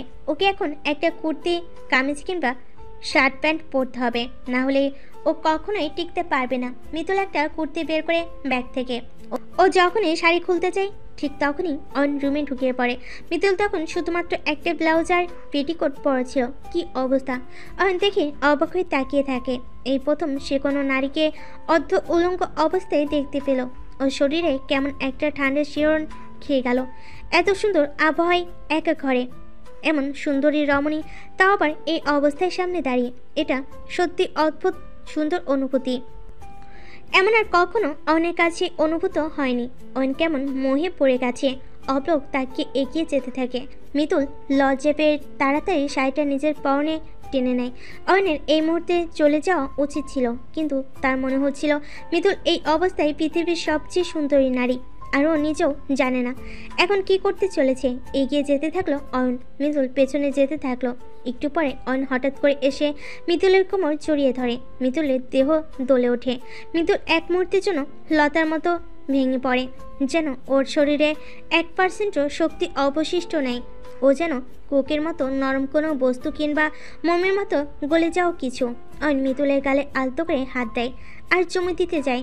মিতুল চোখ বুজে নেয়। ঠিক তখনই পেছন থেকে সাফা আর সাইদ এসে কাশি দেয়।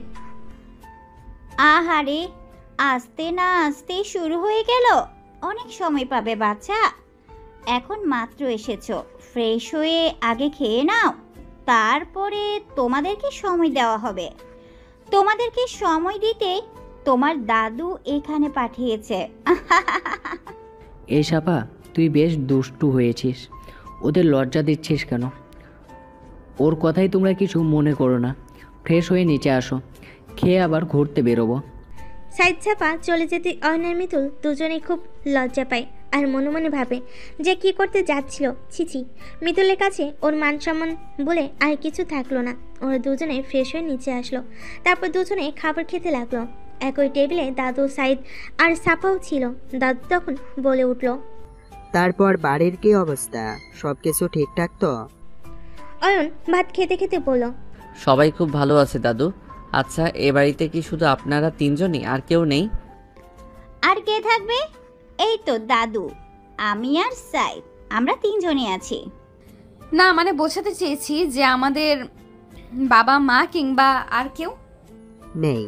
আসলে সাইদের বাবা মা দুজনেই একটা কার অ্যাক্সিডেন্টে মারা যায়। তারপর থেকে সাইদকে আমি বড় করি, আর এরপর সাইদকে এই যে দেখছো সাফা, এই মেয়েটার সাথে জোর করে বিয়ে দিয়ে দেয়।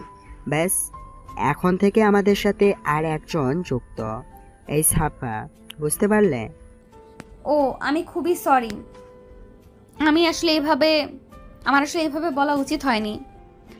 আরে না না, এটা তো যে কেউ আসলে আমাদেরকে জিজ্ঞেস করে, এটা খুব কমন ব্যাপার, এতে সরি বলার কিচ্ছু নেই। আচ্ছা ঠিক আছে, খাওয়া শেষ হলে তোমরা আজকের মতো রেস্ট করো, আগামীকালকে আমরা ঘুরতে বেরোবো। আজকে তো প্রায় রাত হয়ে গেছে, তাই আর বেরোবো না। আরে সাপা, তুমি একটা ভেটুর ডিম, বুঝলে? রাত হয়েছে তো কি হয়েছে, রাতে তো বেশ মজা হবে। কি বলো দাদু, ঠিক বলছি না? তোমরা জোয়ান ছেলে মেয়ে, তোমাদের আবার রাত দিন আছে নাকি? ওরা যেতে চাইলে তুমিও সাথে যাবে সাফা, বুঝলে? আর ভয়ের কিছু নেই, আমার টর্চ আর বন্দুকটা নিয়ে যাবে। ব্যাস, এই দুটো নিলেই তোমাদের কোনো ভয় নেই, কেউ কিছু করতে পারবে না। আহ দাদু, তুমিও না এমনভাবে বলছো যেন রাতে বেড়াতে আমরা নামিনি। ওদের সবার খাওয়া দাওয়া শেষ হয়। সবাই মিলে বেশ আনন্দে গল্পগুজব করে। দাদু তখন জিজ্ঞেস করে, তো ইয়াং ম্যান, এই তো, এই এত সুন্দর লেডি কোথায় পেলে? অয়ন আর চোখে মিতুলের দিকে তাকায়। মিতুল অয়নের দিকে তাকায়। তারপর অয়ন খানিকটা বিরক্ত হয়ে বলে, পেয়েছি। আর কই উড়ে এসে ঘাড়ে চড়ে বসেছে? মানে? মানে দুষ্টুমি করেছি। ও আসলে আমাদের বাসারই, মানে আমাদের বাড়িওয়ালার মেয়ে। আমাদের অ্যারেঞ্জ ম্যারেজ, ফ্যামিলি থেকে আমাদের বিয়ে দেওয়া হয়েছে। বল কি, একই বাসার ফ্যামিলি থেকে বিয়ে দেওয়া হচ্ছে? তোদের কোনো লাভ স্টোরি নেই? মানে তোরা কেউ কাউকে ভালোবাসো না? মিতুল আর অয়ন একে অপরের দিকে তাকায়, তারপর দুজনে আনমনে সবার সামনে বলে, না। না। আরে বাসায় বসে থেকে কি এখন এসবই বলবে নাকি? সময় হলে ঠিকই দুজন দুজনকে ভালোবাসবে। তোরা না দুজন কি সব প্রশ্ন জিজ্ঞেস করিস? যা যা, এখন ওদের নিয়ে বেরিয়ে পড়। বেরোলে ওদের মনটা ভালো হবে, আর তোদেরও আউল ফল চিন্তা মাথায় কম আসবে। তোদের দুটার জ্বালায় তো আমি সারাদিন ঘুমাতেই পারি না। তোরা বেরোলে আমিও একটু নাক ডেকে ঘুমাবো। সাফা, সাইদ, অয়ন আর মিতুল বেরিয়ে পড়ে। সাফা আর সাইদ ওদের পুরো এলাকা ঘুরে দেখায়। তখন প্রায় রাত হয়ে যায়। এত সুন্দর জায়গায় আগে কখনো আসেনি ওরা। হঠাৎ করে সামনে কিছু ফুচকার দোকান পড়ে। মিতুলের ফুচকা খুব পছন্দ, যেটা অয়ন জানে। অয়নের মনে হলো এত সুন্দর একটা জায়গায় এসেছে, মেয়েটার একটু খুশি থাকা দরকার। ওদেরকে বলে সবাইকে নিয়ে অয়ন ফুচকা খেতে গেল।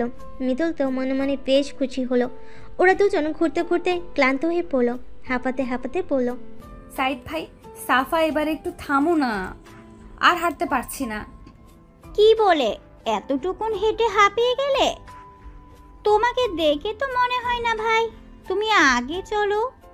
দেখে ম্যাচিউর মনে হয় না, কিন্তু আসলে একটা বোকা, কিছুই বোঝে না, মাথাটা পুরো। অন্যের কথা শুনে তখন হেসে দেয় ওরা। ওরা আবার উঠে হাঁটতে শুরু করে। সাফা আর সাইদ ওদের দুজনকে একসাথে দাঁড় করিয়ে কিছু কেনাকাটা করার জন্য একটা দোকানে যায়। মিতুল আর অয়ন দুজনের সামনে হাঁটতে থাকে, কিন্তু হাঁটতে হাঁটতে একটা বোকাও বুঝতে পারেনি যে ওরা পথ হারিয়ে ফেলেছে। এত পথ হেঁটে মিতুল যখন ক্লান্ত, তখন হঠাৎ অয়নকে বলে ওঠে, ওই দাঁড়ায় আছিস কেন? আমাকে কোলে নাও। কি মানে, কি পাগল টাগল হলে নাকি? পাগল না, ঠিকই আছে, কোলে নে, না হলে কিন্তু কামড়ে দেব। বিশ্বাস হয় না? অয়ন ভয় পেয়ে যায়। এমন পাগলে পাল্লাই পড়লো, এখন নাকি এনাকে কোলে নিতে হবে। আশেপাশের মানুষ দেখলে কি বলবে? আর কোলে না নিলে নাকি কামড়ে দেবে। ভাবা যায়। এদিকে অয়ন বুঝতে পারে এরা দুজনে পথ হারিয়ে ফেলেছে। অয়ন তাই পাগলিটাকে কোলে নিয়ে সাইদকে কল করে। ওরা এসে ওদের অবস্থা দেখে হাসতে শুরু করে। বলেছে ভালোবাসে না, এখন দেখো একজন কুলে তুলছে তো, আর আরেকজন কোলে উঠে বসে আছে। ওরা লজ্জা পায়। তারপর সেখান থেকে গল্প করতে করতে বাসে চলে আসে। দাদু ঘুমাচ্ছে। ওরাও আর রাত না করে ঘুমিয়ে পড়ে। পরের দিন সকালবেলা অয়ন ঘুম থেকে উঠে মিতুলকে দেখতে পায় না, হাতটাতে থাকে। এই পাগলিটা আবার কই গেল? অয়নের হঠাৎ চোখ যায় খোলা বারান্দায়। মিতুল সেখানে বসে এক কাপ চা হাতে নিয়ে বাইরে তাকিয়ে আছে, আর মনের আনন্দে গুনগুন করছে। অয়নের সেটা দেখতে বেশ ভালোই লাগছে। মেয়েটার চুলগুলো বাতাসে উঠছে। আচ্ছা, মেয়েটা তো বেশ সুন্দরী। ও এতদিন খেয়াল করেনি কেন? অয়ন ধীরে ধীরে উঠে ওয়াশরুমে গেল। তারপর সেখান থেকে ফ্রেশ হয়ে আবারও রুমে এসে একটা তোয়ালে দিয়ে মুখ মুছে নিল। পাশে তাকাতেই দেখলো এক কাপ চা, একটা চিঠি পড়ে আছে। অয়ন আবারও মিতুলের দিকে তাকালো। মিতুল পূর্বের মতোই বাইরে তাকিয়ে প্রকৃতি বিলাস করছে। অয়ন চিঠিটা হাতে নিল। সেখানে লেখা ছিল, চাটা কিন্তু আমি করেছি, আমার চা বেশ মজা হয়। যদি খেতে চাও তাহলে চা নিয়ে আমার সাথে বারান্দায় চলে আসো, দুজনে মিলে বসে একসাথে খাবো আর প্রকৃতি বিলাস করব। ভয় নেই, তোমাকে প্রেমে পড়তে বলবো না। আমি এতটাও খারাপ না। আমি জানি যে তুমি আমাকে এখান থেকে গিয়ে ছেড়ে দিবে, তাই যে কটা দিন আছি এ কটা দিন অন্তত স্বামী স্ত্রী কিংবা প্রেমিকা না হই, বন্ধু হিসেবে তো কাটাতে পারি। তুমি যদি আমার প্রস্তাবটা গ্রহণ করো তবে বারান্দায় আসো চা হাতে, তবে বুঝবো তুমি আমার বন্ধু হতে রাজি হয়েছ। বাকি সম্পর্কগুলো না হয় পড়েই থাক, ওসব নিয়ে আমি আর প্রশ্ন তুলব না। জোর করে কি কখনো কারো মনের মানুষ হওয়া যায়? মিতুল চিঠিটা হাতে নিয়ে নাড়াচাড়া করতে থাকে অয়ন। তারপর কি মনে করে যেন মন্ত্রমুগ্ধের মতো চাটা হাতে নেয় আর বারান্দার দিকে এগিয়ে যায়। অয়নকে এগোতে দেখে মিতুল তেমনই স্থির থেকে হেসে বলে, এসেছে তাহলে পাশাপাশি বসো তো একটু, দেখো বাইরেটা কি সুন্দর। অয়ন একটা চেয়ার নিয়ে পাশে বসে চায়ে চুমুক দেয়। তারপর বাইরে তাকায়। বাইরের পরিবেশটা আসলে খুব সুন্দর। দূরে দেখা যাচ্ছে সাফা দাদু গাছের মধ্যে পানি দিচ্ছে, আর একপাশে একটা ডালে দুইটি পাখি বসে আছে। আশ্চর্য ব্যাপার হলো পাখি দুটো একে অপরের কাছ থেকে বিশাল দূরত্ব নিয়ে বসে আছে। মান অভিমানের পালা চলছে হয়তো। হঠাৎ করে কেন জানি মনে হলো তারা ওই পাখিগুলোর মতন কাছে আসতে চাচ্ছে, কিন্তু কেন জানি আসতে পারছে না। আচ্ছা, অয়ন সাহেব কি ভালোবেসে ফেলেছে ওকে? যে মেয়েটাকে সে পছন্দ করে না, ভালোবাসে না, তাকে নিয়ে আবার এসব ভাবার কোনো মানেই হয় না। অয়ন কি তবে ওকে ভালোবেসে ফেলেছে? না না না, এটা কখনো হতে পারে না। অয়ন কী করে একটা সিনিয়র মেয়েকে ভালোবাসবে? তাছাড়া সে তো তার মাকে কথা দিয়েছে এখান থেকে গিয়ে ওকে ছেড়ে দেবে। তবে মেয়েটার জন্য মন খারাপ হচ্ছে। মেয়েটা জানে এটাই তাদের শেষ দেখা। কি হলো, কথা বলছো না যে? আমার পাশে বসতেও কি খুব অসুবিধা হচ্ছে? না আসলে মিতুল, তোমার সাথে আমার কিছু কথা ছিল। আসলে এই কয়দিন সব কিছু এত তাড়াহুড়ো করে হয়ে গিয়েছে যে তোমার সাথে ভালোভাবে কথাই বলতে পারিনি। কি বলবে? এইটা তো যে আমাকে ছেড়ে চলে যাবে, নতুন করে তো বলার দরকার নেই, সেটা জানি তো। আসলে কি জানো, আমার কখনোই সিনিয়র মেয়েকে ভালো লাগে না। তুমি মেয়ে হিসেবে ভালো, তোমার মনটাও ভালো, কিন্তু আমাদের সমাজে অনেক কিছু মেনে চলতে হয়। বিশেষ করে আমার পরিবার তোমাকে মানতে পারছে না। তাছাড়া তোমার চলাফেরাও বাকি সাধারণ মেয়েদের মতো নয়। আমি তোমাকে হার্ট করতে চাই না, কিন্তু এটাই সত্যি যে আমি চাইলেও তোমাকে ভালোবাসতে পারবো না। আর যেখানে ভালোবাসা হয় না সেখানে তো একসাথে থাকাও যায় না, তাই না? হ্যাঁ, সেটাই তো। জোর করে তো ভালোবাসা যায় না। আমিও তো তোমাকে জোর করে ভালোবাসতে বলছি না, কেবল বলছি যেটুকু সময় থাকো কেবল আমার একটু পাশে থাকো। ছেড়ে গেলে আর তো কখনো পাশে বসবে না। মিতুল, তুমি মনে কষ্ট নিও না। বিশ্বাস করো, তুমি অনেক ভালো ছেলে পাবে যে আমার থেকেও তোমাকে খুব ভালোবাসবে। আর আমি তোমার বয়সেও ছোট, তোমার সাথে আমাকে মানায় না। প্রেম ভালোবাসা কি বয়স বোঝে? মানা না মানা বোঝে? আচ্ছা ওসব ছাড়ো, এখন বলো এই জায়গাটা তোমার কেমন লেগেছে? সবাই খুব ফ্রেন্ডলি, তাই না? হ্যাঁ, আসলে সবাই খুব ভালো। আমার তো এখানে থেকে যেতে ইচ্ছে হচ্ছে। তাই নাকি? তাহলে থেকেই যাও। হা হা হা। না, সেটা তো আর হবে না। আফটার অল ওরা তো তোমার আত্মীয়, আর তোমার সাথে যখন আমার আত্মীয়তা ছিন্ন হয়ে যাবে ওদের সাথে অটোমেটিক হয়ে যাবে। তাহলে কি আর থাকা যায় বলো? এই কথা শুনে অয়ন আবারও চুপ মেরে যায়। মিতুলের কথাগুলো একদম মিথ্যা নয়। অয়ন এসবে কি জবাব দেবে? কিন্তু তারও তো কিছু করার নেই। পরিস্থিতি এমন যে তাকে মিতুলকে ছেড়ে দিতেই হবে। অয়ন লক্ষ্য করলো মিতুলের চোখ বেয়ে পানি পড়ছে। মিতুলের জন্য অয়নের খুব মায়া হলো। অয়ন আলতো করে মিতুলের গাল ধরলো, তারপর চোখের পানিগুলো মুছে দিল। হঠাৎ করে মিতুল অয়নকে জাপটে ধরে বাচ্চাদের মতো হু হু করে কাঁদতে লাগলো। ভেতরের কষ্টগুলো সব বেরিয়ে আসে। সে নিজেকে আর কন্ট্রোল করতে না পেরে কাঁদতে কাঁদতে বলে ফেলল, আমাকে তুমি ছেড়ে যেও না অয়ন। বিশ্বাস করো, আমি তোমাকে খুব ভালোবাসি। আমি তোমার জাস্ট 2-3 বছরের সিনিয়র, এটা এমন কিছু না। আর তোমার মাকে মানানোর দায়িত্ব আমার। আমি যদি ওনার সাথে ভালোভাবে চলি আর তোমাদের সকলের দায়িত্ব সুন্দরভাবে পালন করি, আমি নিশ্চিত উনি আমাকে মেনে নেবেন। কিন্তু তার জন্য তোমাকে আমার পাশে থাকতে হবে। প্লিজ তুমি আমাকে ছেড়ে দিও না। আমি তোমাকে ছাড়া এভাবে বাঁচতে পারবো না। অয়ন মিতুলকে কি বলবে বুঝতে পারে না। অয়ন দু হাতে আলতো করে মিতুলের গাল ধরে, তারপর ওকে নিজের দিকে টেনে নেয়। মিতুলের চোখ থেকে পানি পড়ছে, ওর জন্য খুব মায়া হচ্ছে অয়নের। অয়ন আস্তে করে পানিগুলো মুছিয়ে দেয় মিতুলের চোখের। মিতুল তখনও কাঁপছে, সাথে ওর ঠোঁট দুটিও কাঁপছে। অয়ন ঠোঁটগুলোর দিকে তাকায়, কি সুন্দর নরম তুলতুলে। মিতুল পাতলা একটা শাড়ি পরেছে। আশ্চর্য, সে তো খেয়ালই করেনি মিতুল আজকে শাড়ি পরেছে। কিন্তু এখানে ও কি মনে করে শাড়ি পরলো? এখানে তো ওকে কেউ কিছু বলা নেই। তবে শাড়িতে ওকে খুব সুন্দর লাগছে আর দেখতে আকর্ষণীয় মনে হচ্ছে। আর মিতুলকে দেখে কেমন যেন বোধ হারিয়ে ফেলেছে। নিজেকে সে কন্ট্রোল করতে পারে না, কারণ মিতুলকে অনেক বেশি হট লাগছিল। অনেক হ্যাঁচকা টানে মিতুলকে কাছে টানে, তারপর ওর মুখে একটা আঙ্গুল চেপে বলে, চুপ, কোনো কথা বলবে না, এসো। কই? ভালোবাসা দিব। অন মিতুলকে কোলে তুলে নিয়ে খাটে ফেলে দেয়।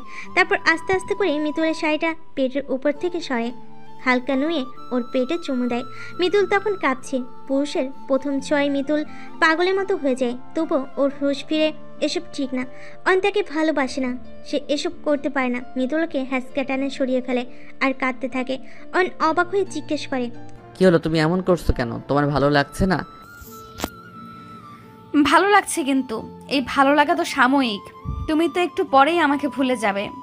আর বাকি 10-5টা পুরুষের মতোই তুমি মোহে আমার কাছে আসলে, আর মোহেই চলে যাবে। এখন এত কথা বলো না তো, পরেরটা পরে ভাবা যাবে। পরে কি ভাববে অয়ন? যা ভাবার ভেবেই নিয়েছো। আর তোমার এই সিদ্ধান্ত জানার পর আমি তোমার সাথে ইন্টিমেট হতে পারছি না। আর কিছু বলতে গেল অয়ন মিতুলকে বলতে দেয় না। সে আবার ওকে খাটে ফেলে দেয়, তারপর ওকে জড়িয়ে ধরে ওর গালে ঘাড়ে নাভিতে চুমু দিতে থাকে। মিতুলকে বাধা দেওয়ার অনেক চেষ্টা করে, কিন্তু সেও তো একজন মানুষ, তারও ধৈর্য সহ্যের সীমা আছে, তারও চাহিদা আছে। তাই সে বেশিক্ষণ নিজেকে সংযত রাখতে পারে না। অনেক কাছে অবশেষে নিজেকে সঁপে দেয়। 15 মিনিট পর যখন ওদের হুঁশ ফিরে, ততক্ষণে ওরা একজন আরেকজনের সাথে আদিম রঙ্গনীলায় মত্ত হয়ে গিয়েছিল। ততক্ষণে হুঁশ ফিল আর করার মতো কিছুই ছিল না। শেষ হয়ে যাবার পর মিতুল অয়নকে একটা ধাক্কা দিয়ে সরিয়ে ফেলে আর চিৎকার করে কেঁদে ওঠে। তুমি কি বলো তো? আমাকে ছেড়ে দিবে, তারপরে কেন আমার সর্বনাশ করতে আসলে? আমি ইচ্ছে করে আসিনি, আসলে কি থেকে যে কি হয়ে গেল। আর তুমিও তো। মিতুল রাগি ক্ষোভে কাঁপতে থাকে। অয়নের মুখ থেকে কথা কেড়ে নিয়ে বলে, আমিও তো কি, আমি তোমাকে অনেক বাধা দেওয়ার চেষ্টা করেছি। তুমি এমন করলে আমি কতক্ষণ নিজেকে সংযত রাখতাম? আমিও তো মেয়ে, তোমাকে স্বামী হিসেবেই জেনেছি, তাহলে আমি তোমার কাছে যাব না? তুমি জোর করলে। এখন কি হবে? জানি না কি হবে। তুমি যেটা করেছো অন্য কোনো পুরুষের কাছে আর আমি যেতে পারবো না, ঠকাতে পারবো না অন্য কাউকে। এই জীবনে তোমাকেও আর পাবো না, তাহলে এই জীবন দিয়ে আমি আর কি করব?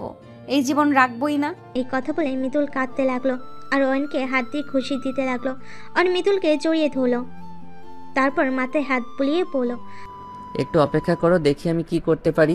মিতুল অয়নকে ধাক্কা দিয়ে দূরে সরিয়ে ফেলে চিৎকার করে বলে। অয়ন মিতুলকে জড়িয়ে ধরে অনেক বোঝানোর চেষ্টা করে। সে নিজে লজ্জা পাচ্ছে, মিতুল তাকে এখন চরিত্রহীন মনে করবে।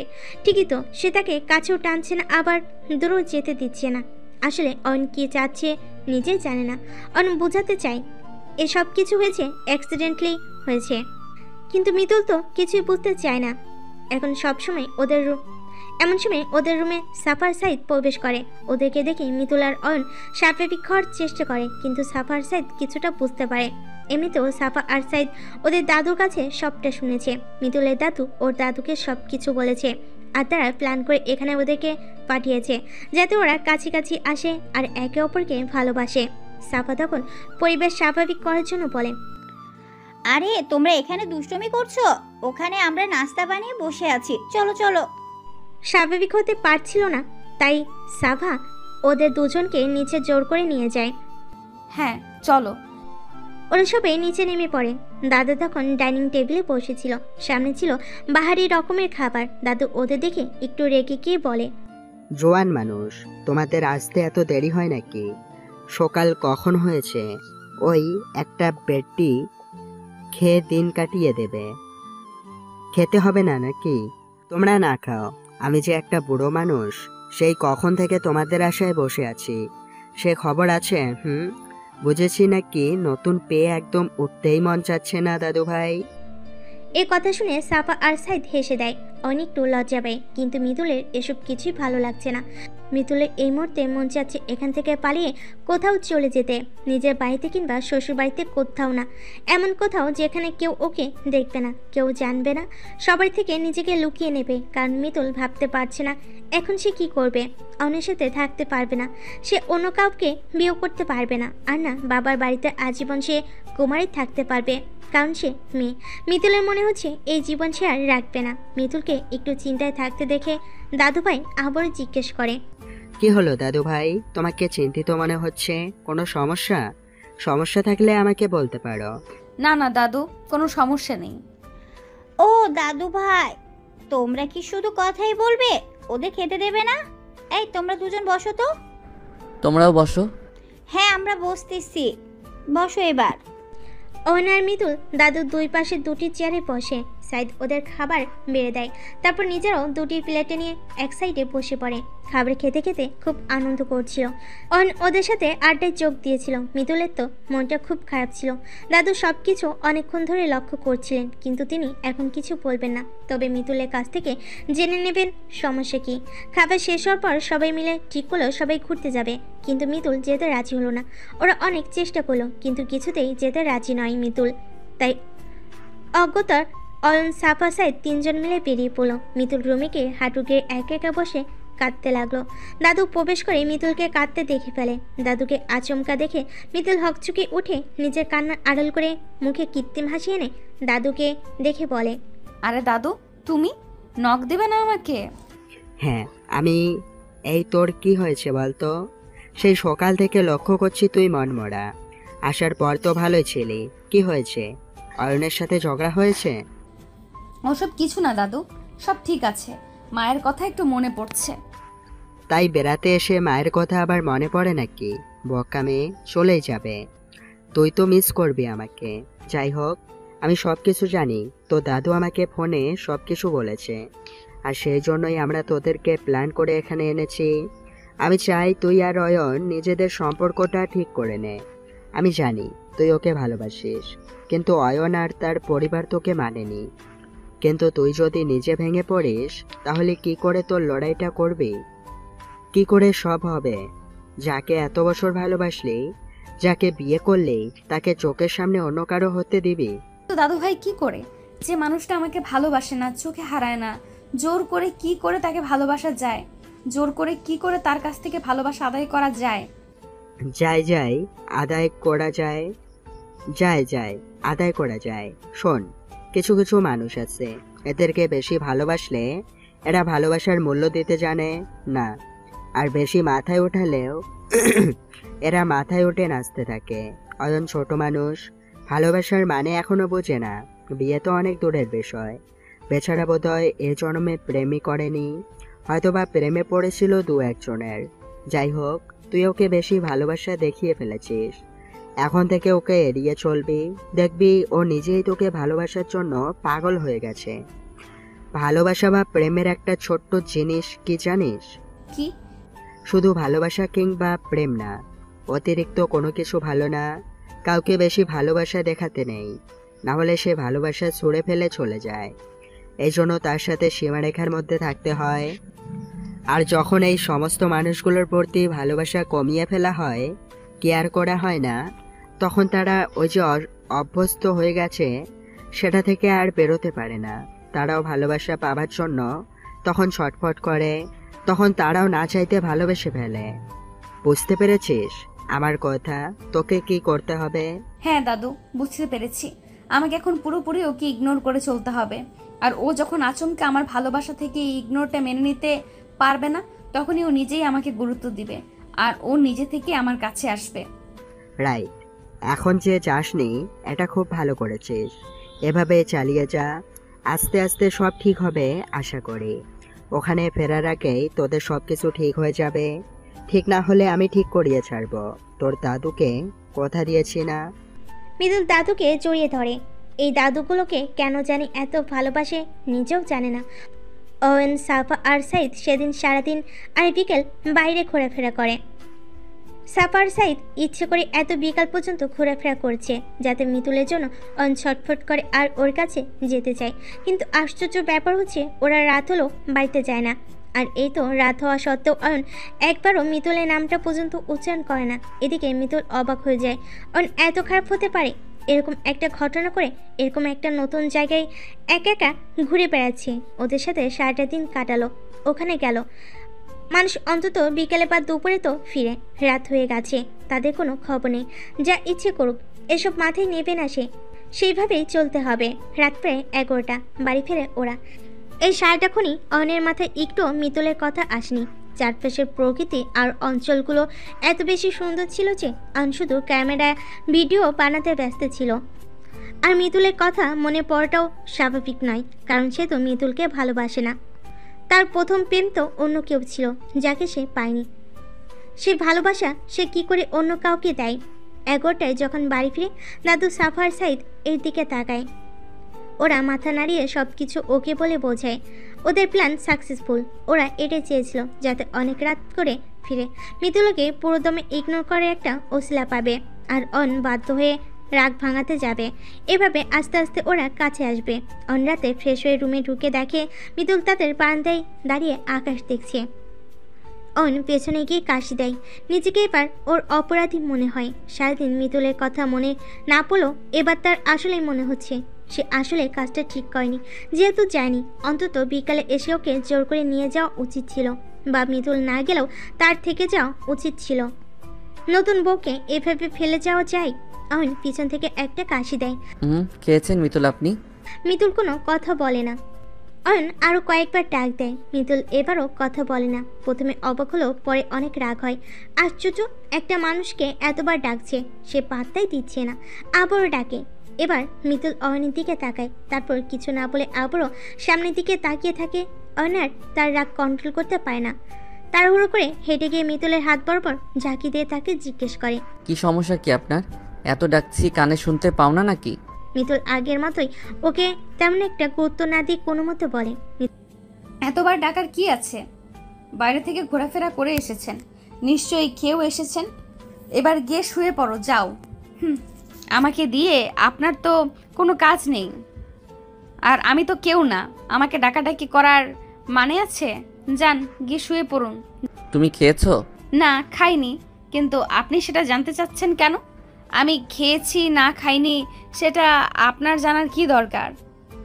আপনি তো খেয়েছেন, নিজেটা যেহেতু উদ্ধার করেছেন, আমার উদ্ধারের চিন্তা আপনার করতে হবে না। আপনি প্লিজ এখান থেকে যান, আমি আপনার সাথে একদমই কথা বলতে চাই না। আশ্চর্য, সকালে বিষয়টা নিয়ে তুমি এখনো রেগে আছো? না, রাগ করিনি তো। আপনি কে? আপনার সাথে আমি রাগ করব? কি মানে? আমাকে তুমি চিনো না? আমি কে? তুমি এভাবে কথা বলছো কেন আমার সাথে? ইগনোর করছো আমাকে? না তো, আপনাকে কেন ইগনোর করব? আপনি আমার জীবনে এমন কেউ না যাকে ইগনোর করতে হবে। মানুষ তাকে ইগনোর করে যাকে সে ভালোবাসে। আপনি আমার ভালোবাসার মানুষ না, কেউ না, কিচ্ছু না। আপনি যান। মিতুল আর কোনো কথা না বলে ওর চুলটা ঝাড়ি দিয়ে সেখান থেকে চলে যায়। অবাক হয়ে তাকিয়ে থাকে। মেয়েটা ওকে ইগনোর করছে, কারণ ইগনোর করলেই মিতুল ওকে আপনি আপনি করে ডাকে। শুধু মিতুল না, সব মানুষই এটা করে। রাগ, অভিমান, ইগনোর এসবের অপর নাম কিন্তু আপনি সম্বোধন। রাতে ওরা শুতে যায়, দুজনেই ঘুমিয়ে পড়ে। হঠাৎ করে মিতুলের গায়ে অয়নের হাত পড়ে। মিতুল প্রচণ্ড জোরে অয়নের হাতটা ঝাড়ি মেরে সরিয়ে দেয়। অয়ন এক প্রকার ভয় পেয়ে চিৎকার করে ওঠে। আরে এই মেয়ে, তুমি কি পাগল নাকি? মানে তোমার গায়ের উপরে আমার হাতটা একটু পড়েছে না হয়, এভাবে ঝাঁকি মারতে হয়? জানো কত ভয় পেয়েছি? মিতুল তখন ঘুম থেকে উঠে বসে পড়ে, তারপর চুলগুলো কপালের উপর থেকে সরিয়ে বলে, তো আমি কি করব? আর আপনি আমার গায়ে হাত দিলেন কেন? খবরদার, আপনি আমার গায়ে হাত দিবেন না। নিজের হাত পা হেফাজতে রেখে তারপর ঘুমাবেন। আমার গায়ের উপর আপনার হাত পা, গুদ্দা, কলিজা কিচ্ছু আসলে খবর আছে। লজ্জা করে না আমার গায়ের উপর হাত দেন? আমি আপনার স্ত্রী। মানে কি বলো? আর করতে হবে না, করতে হবে না। ঘুমান চুপচাপ, যত সব। মিতুল ওকে কোনো রকম পাত্তা দিল না। অন আর কি বলবে, তাই ঘুমিয়ে পড়ে। ভোর 4টায় ঘুম ভেঙে যায়। কারোর ফিসফিস শব্দ শুনে। ফিসফিস শব্দ শুনে বুঝতে পারে এটা মিতুলের কণ্ঠ। ভোর 4টায় কার সাথে ফিসফিস করছে। দেখতে গিয়ে দেখে মিতুল কারোর সাথে লুকিয়ে ফিসফিস করে কথা বলছে। হ্যাঁ, বাড়িতে তো শোনা। ভাত খেয়েছো? সেদিন তোমাকে দেখেছিলাম। ভাগ্যিস তুমি আমাকে নাম্বারটা চেয়েছিলে, ভাগ্যিস তুমি আমাকে নাম্বারটা দিয়েছিলে। আরে না, নাকি এই ছেলেটা অয়ন তো আমাকে ভালোবাসে না। না, আমিও ওকে ভালোবাসি না। না না না না না, ও আমাকে ডিভোর্স দিলে আমি তোমাকে বিয়ে করে নেব। সত্যি, এখন তো ঘুমাচ্ছে, সেই জন্যই তো চুপি চুপি তোমাকে কল দিলাম। রাগে ফেটে পড়ে অয়ন। এবার বুঝতে পারে সব। ও আচ্ছা, এই কাণ্ড। দুদিন না যেতে যেতে এসব করা হচ্ছে। মানে আমি ছেড়ে দেব বলে সে এখন আগে থেকেই তার ব্যাকআপ ঠিক করে রাখছে, এই জন্য আমাকে ইগনোর করছে। প্রেমিককে কল করছে, প্রেম করা আমি দেখাচ্ছি। আমার স্ত্রী হয়ে আরেকজনের সাথে প্রেম করা বের করছি আমি। অয়ন এগিয়ে যায়, তারপর ওর ফোনটা হাত থেকে টেনে নিয়ে যায়। মিতুল কিছু বুঝে ওঠার আগেই ফোনটা ভেঙে দেয়। মিতুল অবাক হয়ে তাকিয়ে থাকে, তারপর চেঁচিয়ে ওঠে বাচ্চাদের মতো, এসব কি? আপনি আমার ফোন ভাঙলেন কেন? 100 বার ভাঙবো, 1000 বার ভাঙবো, 1000 বার ভাঙবো। তোমার লজ্জা করে না? পরপুরুষের সাথে কথা বলো, আবার বলো বিয়ে করবে। আশ্চর্য, লজ্জার কি আছে? আপনি তো আমাকে এই 2-3 দিন পর ছেড়েই দিবেন, তো তখন আমাকে তো কাউকে ভালোবাসতে হবে। আমি কি আপনার জন্য দেবদাস হব না সুইসাইড করব? কোনোটাই তো আমি করব না। আমি এত বোকা নাকি? আর তার জন্য তো অবশ্যই আমাকে কাউকে খুঁজে নিতে হবে। আর আপনি এত চিন্তিত হচ্ছেন কেন? আপনি তো আমার থেকে রেহাই পেতে চান। সেটাই তো করছি। ফোনটা ভেঙে দিলেন। আচ্ছা সমস্যা নেই, আমি আর একটা ফোন কিনে নেব। ধ্যাত্তারি, এই ফোনটাতে ভালো মতো ছবি উঠাতে পারতাম। এখন নতুন ফোনের ক্যামেরা কেমন হয় কে জানে। আবুল তাবল বকতে বকতে মিতুল নিচে চলে যায়। অয়ন অবাক হয়ে তাকিয়ে থাকে। মানে মেয়েটা কি আসলে কোনো হেলদোল নেই? অয়ন বুঝতে পারে না কি করবে। পরের দিন ওরা ঘুরতে বেরোয়। আজকে মিতুল বেরিয়েছে। গতকাল যে মেয়ে বের হতে চায়নি, আজকে সে কেন বেরোলো? নিশ্চয়ই তার আশিকের সাথে দেখা করবে। অয়ন পুরো পথ মিতুলের ওপরও নজর রাখে। এক ঘন্টা পর হঠাৎ করে দেখতে পায় না মিতুলকে। হঠাৎ দেখে দূরে গিয়ে কোনো একটা ছেলের সাথে কথা বলছে। অয়ন আর সহ্য করতে পারে না, কিন্তু সামনে সাফা আর সাইদ আছে, তাই সে খুব কৌশলে ব্যাপারটা এড়িয়ে যায়। বিকেলে ওরা বাসায় ফিরে আসে। অয়ন আগুন হয়ে আছে। মিতুল রুমে ঢুকে জামা কাপড় চেঞ্জ করে নেয়, তারপর হাতে একটা ফোন নিয়ে বের হয় আর কারোর সাথে হেসে হেসে কথা বলে। অয়ন অবাক হয়ে যায়, এই মেয়েটা ফোন কিনলো কখন? নিশ্চয়ই যখন বেরিয়েছে তখন কিনেছে। মানে ছেলেদের সাথে এতই পেরেছে, একদিনও পর্যন্ত দেরি করলো না। নষ্টামি করার পর ফোন কিনে নিল।